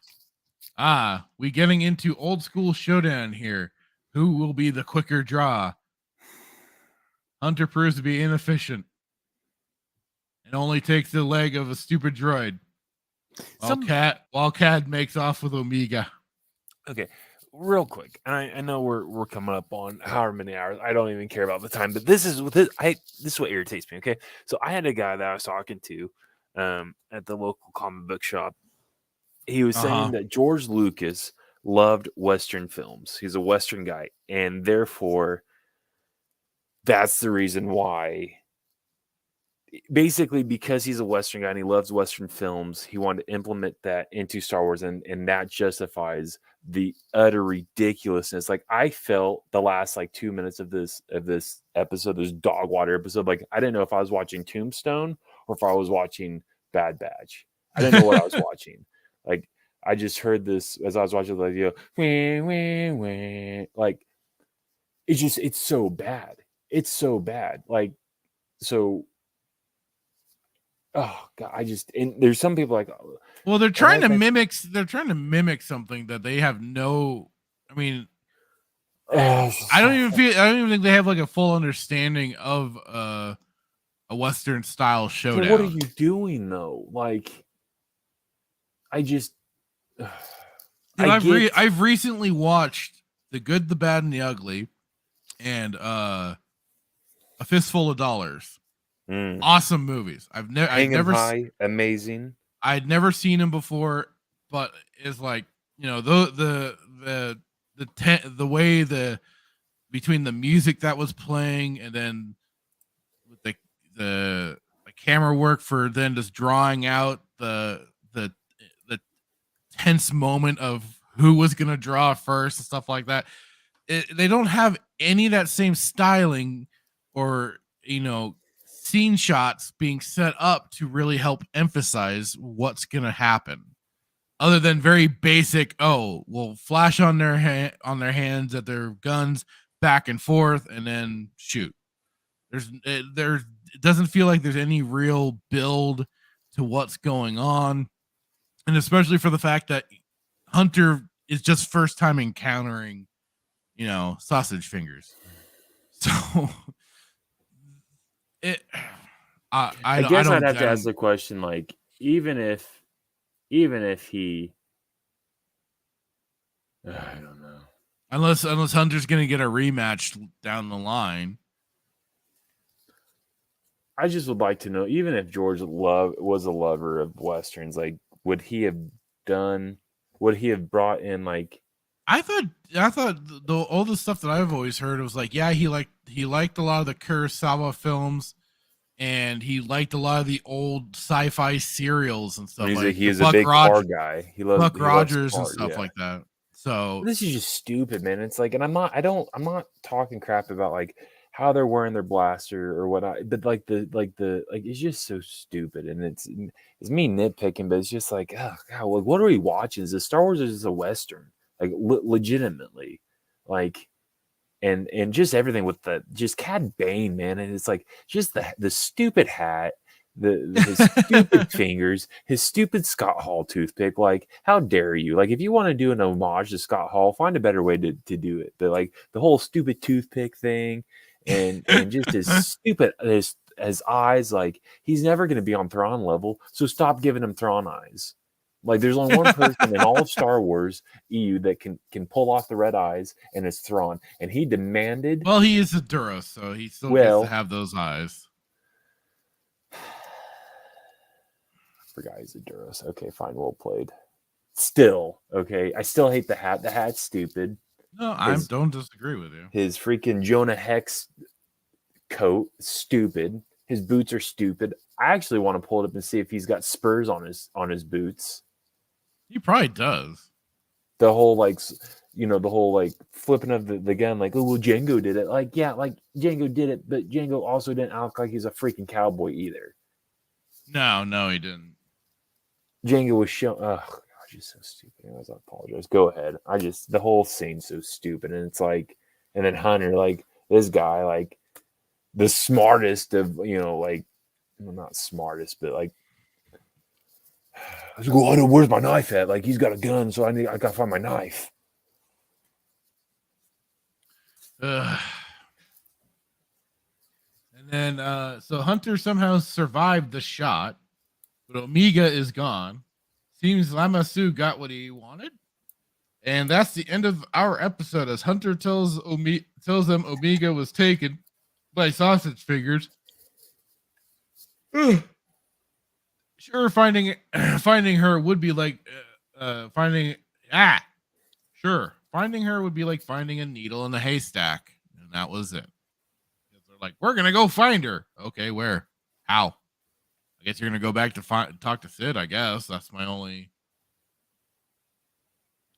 assumption on that one, is that they go back, talk to Sid, and get information from her about, or try and get information about Cad Bane and where to find him. Yeah, I'll finish my notes here because I had a few. Go for it. Is it off they go? Wrecker's not liking the ledges. Crosshair's on the move after surviving shock. No one is appreciative of Tech's knowledge, especially Wrecker. Crosshair misses. Gasp. Engines are coming online. ... And if you're in front of the engine, ... Plan 7, ? That won't work.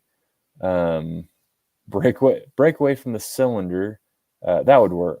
Break away from the cylinder. That would work. The crew planning charges to blow the cylinder. Crosshair engages engines. Wrecker engages detonators simultaneously. Well, that worked, kind of. Crosshair instructs them to turn off the engines after he got blasted with ion. The batch has company en route back to the Marauder. CT8508 is Dunsky by yours truly, Cad Bane. The big showdown between Hunter and Bane. Hunter trying to figure out who hired Bane. That's classified. Who loves a Western showdown? An actual Western showdown. Hunter got. Omega sucks at drawing her weapon fast, gets stunned.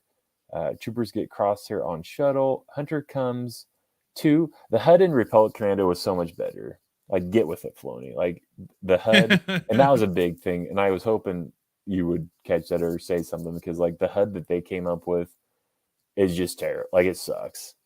And it's like you had the HUD from the game, which was amazing, and the game was released how many years ago?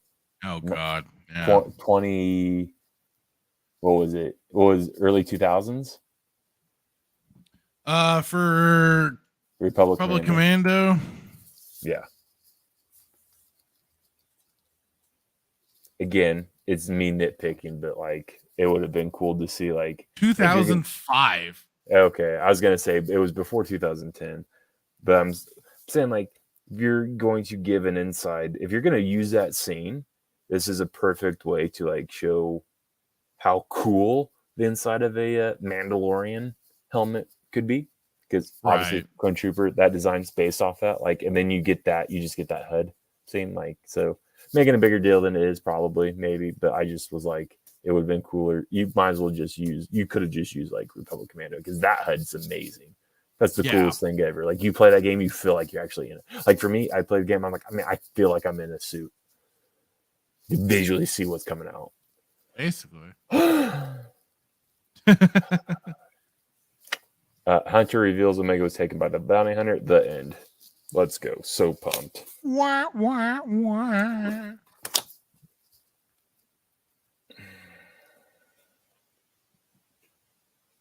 I mean, I hate this episode because of Cad Bane, and I'm just really excited for next week's show. If they could have had any other bounty hunter make their like first appearance, this could have been it. I really can't wait for next week. But we had to have Sausage Fingers make a reappearance, because it's gonna, like, you're gonna love it. You're gonna love how the episode ends with well, I'm not gonna say it because you haven't seen it, but it's just really just so excited. What's the next episode? Which episode? It's either the next one or the one after. It's with there's a showdown. So I was right. There is gonna be a showdown between the two. Is Hunter gonna get his rematch? It's not with Hunter. Oh. Yeah. Oh dear, do you know how many more episodes we have of this? Oh my goodness. Well, I mean, with Andor next week, you get 8 more. We might be kind of taking a break from this. We just watch. We'll just do 4 and 4. We'll review 4 and then 4. There's so many, but we can't. I'm telling you, you want to double up on these. I'm telling you, like, you will not. No, I don't want to. That's what I'm saying. We'll take a break on Bad Batch, and I'm just saying, like, you're like, well, maybe we'll just watch 2. Like, you won't make it. I can't make it, and if I can't make it, well, we'll see. We'll see what happens. We will see what happens. It's like it would be the equivalent of us watching 5 episodes of Kenobi. Well, Kenobi was only 6, so they're like watching like 3 episodes of Kenobi in one day. Like, there's only so much that the human brain can take. The You pain have to of call it. out sick for work. Like, I'm not. No, you know what's you guys- worse? It drops Wednesday, right? Yeah. Those are my days off. Oh, you have no excuse. You're going to be in a great mood Wednesday. I'm so pumped to text you all Wednesday. Well, what? Oh, Jesus Christ! Is it Wednesday morning or is it Thursday morning? Wednesday night? Or It might be Thursday morning. Yeah, it's Wednesday night, Thursday morning. So you get one day to prepare yourself mentally, and then one day of just a ruined day off. Because what are you going to do? There's 3 episodes. You got to literally watch. You got to watch and what am I take gonna notes. do? Oh, dear. Are we going to live stream? How are we going to do this? No, This is we're hard not for gonna me. do We're not gonna do a. I think we watch might have party. To. We might have to. No, I'm not doing unless we're gonna pop up on camera so people can see our reactions and stuff like that. I don't see the point. I know. We'll discuss this behind closed doors. Indeed. That's gonna be hard though, because now I gotta figure out how to watch 3 episodes from Thursday, Friday. Ugh. Ugh. At least you have a day ahead.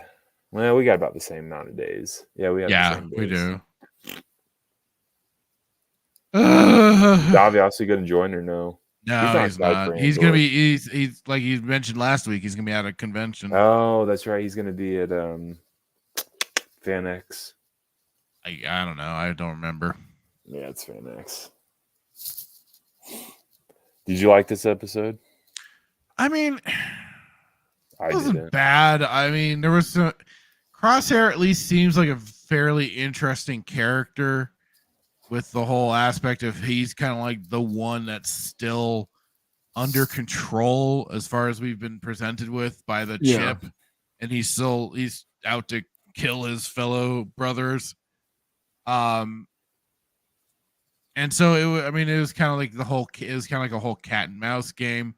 There's still the dumb stuff that I pointed out that just didn't make any sense to me, especially with the idea that, oh, hey, the Republic just dropped off the ship without actually, taking the good stuff out of it for themselves to reuse in the war that they were potentially losing and needing further resources. So it was kind of dumb that all that stuff was left there. And then, like I said, also their information still left on the computers of the ship for the freaking Seps to get a hold of.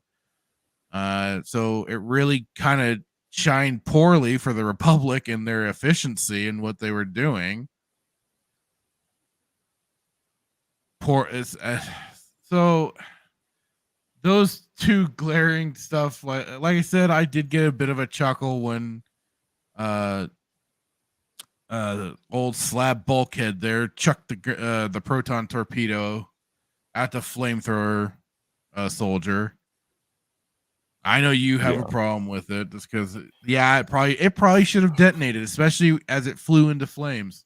Just saying, this guy is supposed to be like the strongest, like the Bruce Banner. You think he could have found something else to throw at the person? Like the torpedo, like. No, I get it. Otherwise, he's just really dumb, man. He's just a big dumb brute that and they really play it up. He's so stupid, but then Disney puts in their Marvel humor, you know what I mean? Yeah, and the signature humor of their bullshit. It's like you can tell Marvel humor based off it's hard to explain, but if you watch the movie, you watch a movie and that's Marvel humor, right? Within Marvel.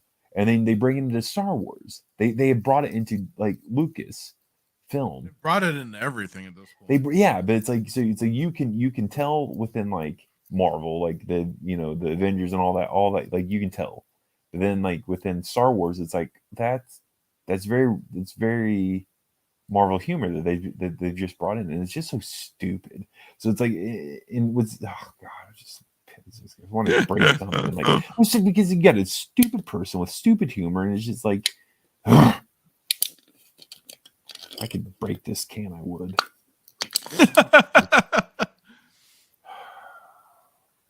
And Cad Bane's just stupid, any bounty. I would take any bounty hunter, and you could make this so much better. Get somebody from the Black Sun. Remember KOTOR 2? You got to learn a little bit about the Black Sun. Yeah, a little bit. Yeah. If you're gonna get a bounty hunter that's worth his salt, do something like that, man.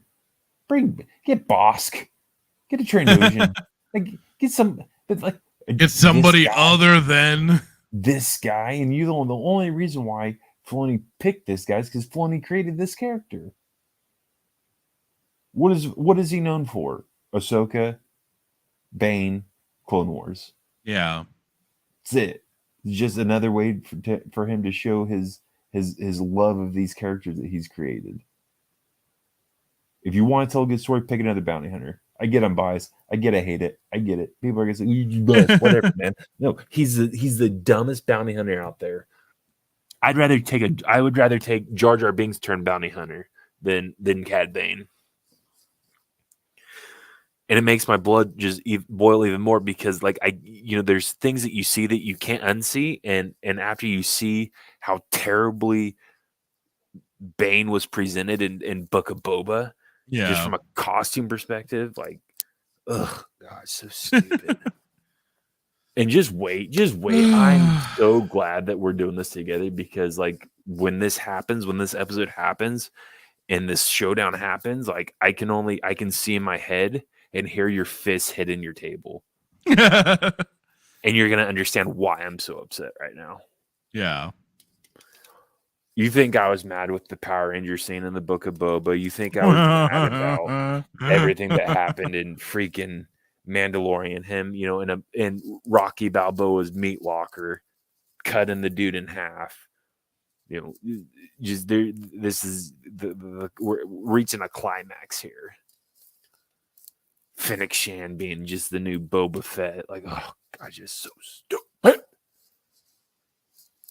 But I'm glad because we're gonna watch it together, and I can't wait to see your reactions. Maybe we should do like a watch party for that episode, just to see the reactions. No, I'm good. No, I'm good. Stupid episode. Stupid episode with nobody understanding physics. Crosshair is probably the only. I would agree. Like, he's the only one that's. Yeah, he's the only character that they seem to be kind of doing anything with. Everybody else just seems so kind of stagnant at the moment. I think I just like Crosshair a little bit because of just reminiscent of Scott Hall with the toothpick toss. It's the only reason. Cad Bane has the toothpick too. I'm sorry. Why would you do this? See, I was just taking a deep breath. I was just taking a deep breath, trying to get my blood, my neck's throbbing. I apologize. Right, I shouldn't have mentioned that. I should have done that. All right. Well, we're gonna have to get into some maybe SWG tomorrow. Oh, absolutely. We're still on for that, right? Yeah, I need to de-stress from this show. Yeah, and hopefully this time, knock on wood, we'll be able to get through that playthrough. No problem. How is the puppers doing? Oh, the puppers is doing just fine. He's recuperated, so he's back to his usual self. Good. It was definitely worried. So glad that the puppers doing so all the good. damn things that have happened. And we were almost off of Nar Shaddaa too. We were almost off of Nar Shaddaa. We were like, all right. And then I'd say if it was Clea, I wouldn't care. But if it's the puppers, then that's all right. Well, tomorrow, 5:30. 5:30 pending something happens, but 5 p.m. Mountain Time. Check it out over on Twitch. Yes, getting our SWG tour on. And with that. Where are we going after Nar Shaddaa, real quick? Where are we going? Nar Shaddaa. After that, we have some in between story quests, I believe, to do, and then it's Tatooine. I'm gonna get my it's Tatooine. You got your pets that are your mounts that you can ride. Unless and you can't get the Rancor anymore. The gambling event has ended. Have you seen those Life Alert commercials with the old they just lay on the ground and they hit their button? Well, you would have needed to have kept playing on the side there, man. That's not our fault. I didn't know. I was waiting for you to tell me. We told you how to play it. I won't talk right now. I'm All sorry. right. Well, while Hitman is sulking, we will we'll play it out. So to everybody that's been watching, which we got a view. You got a viewer on your Twitch channel. I got a viewer on my Twitch channel. Let's go. People, get on it. Thank you. And hopefully you'll be catching us tomorrow for some hopefully you have a better night than I have, knowing that I don't get my Rancor. And with that, good night.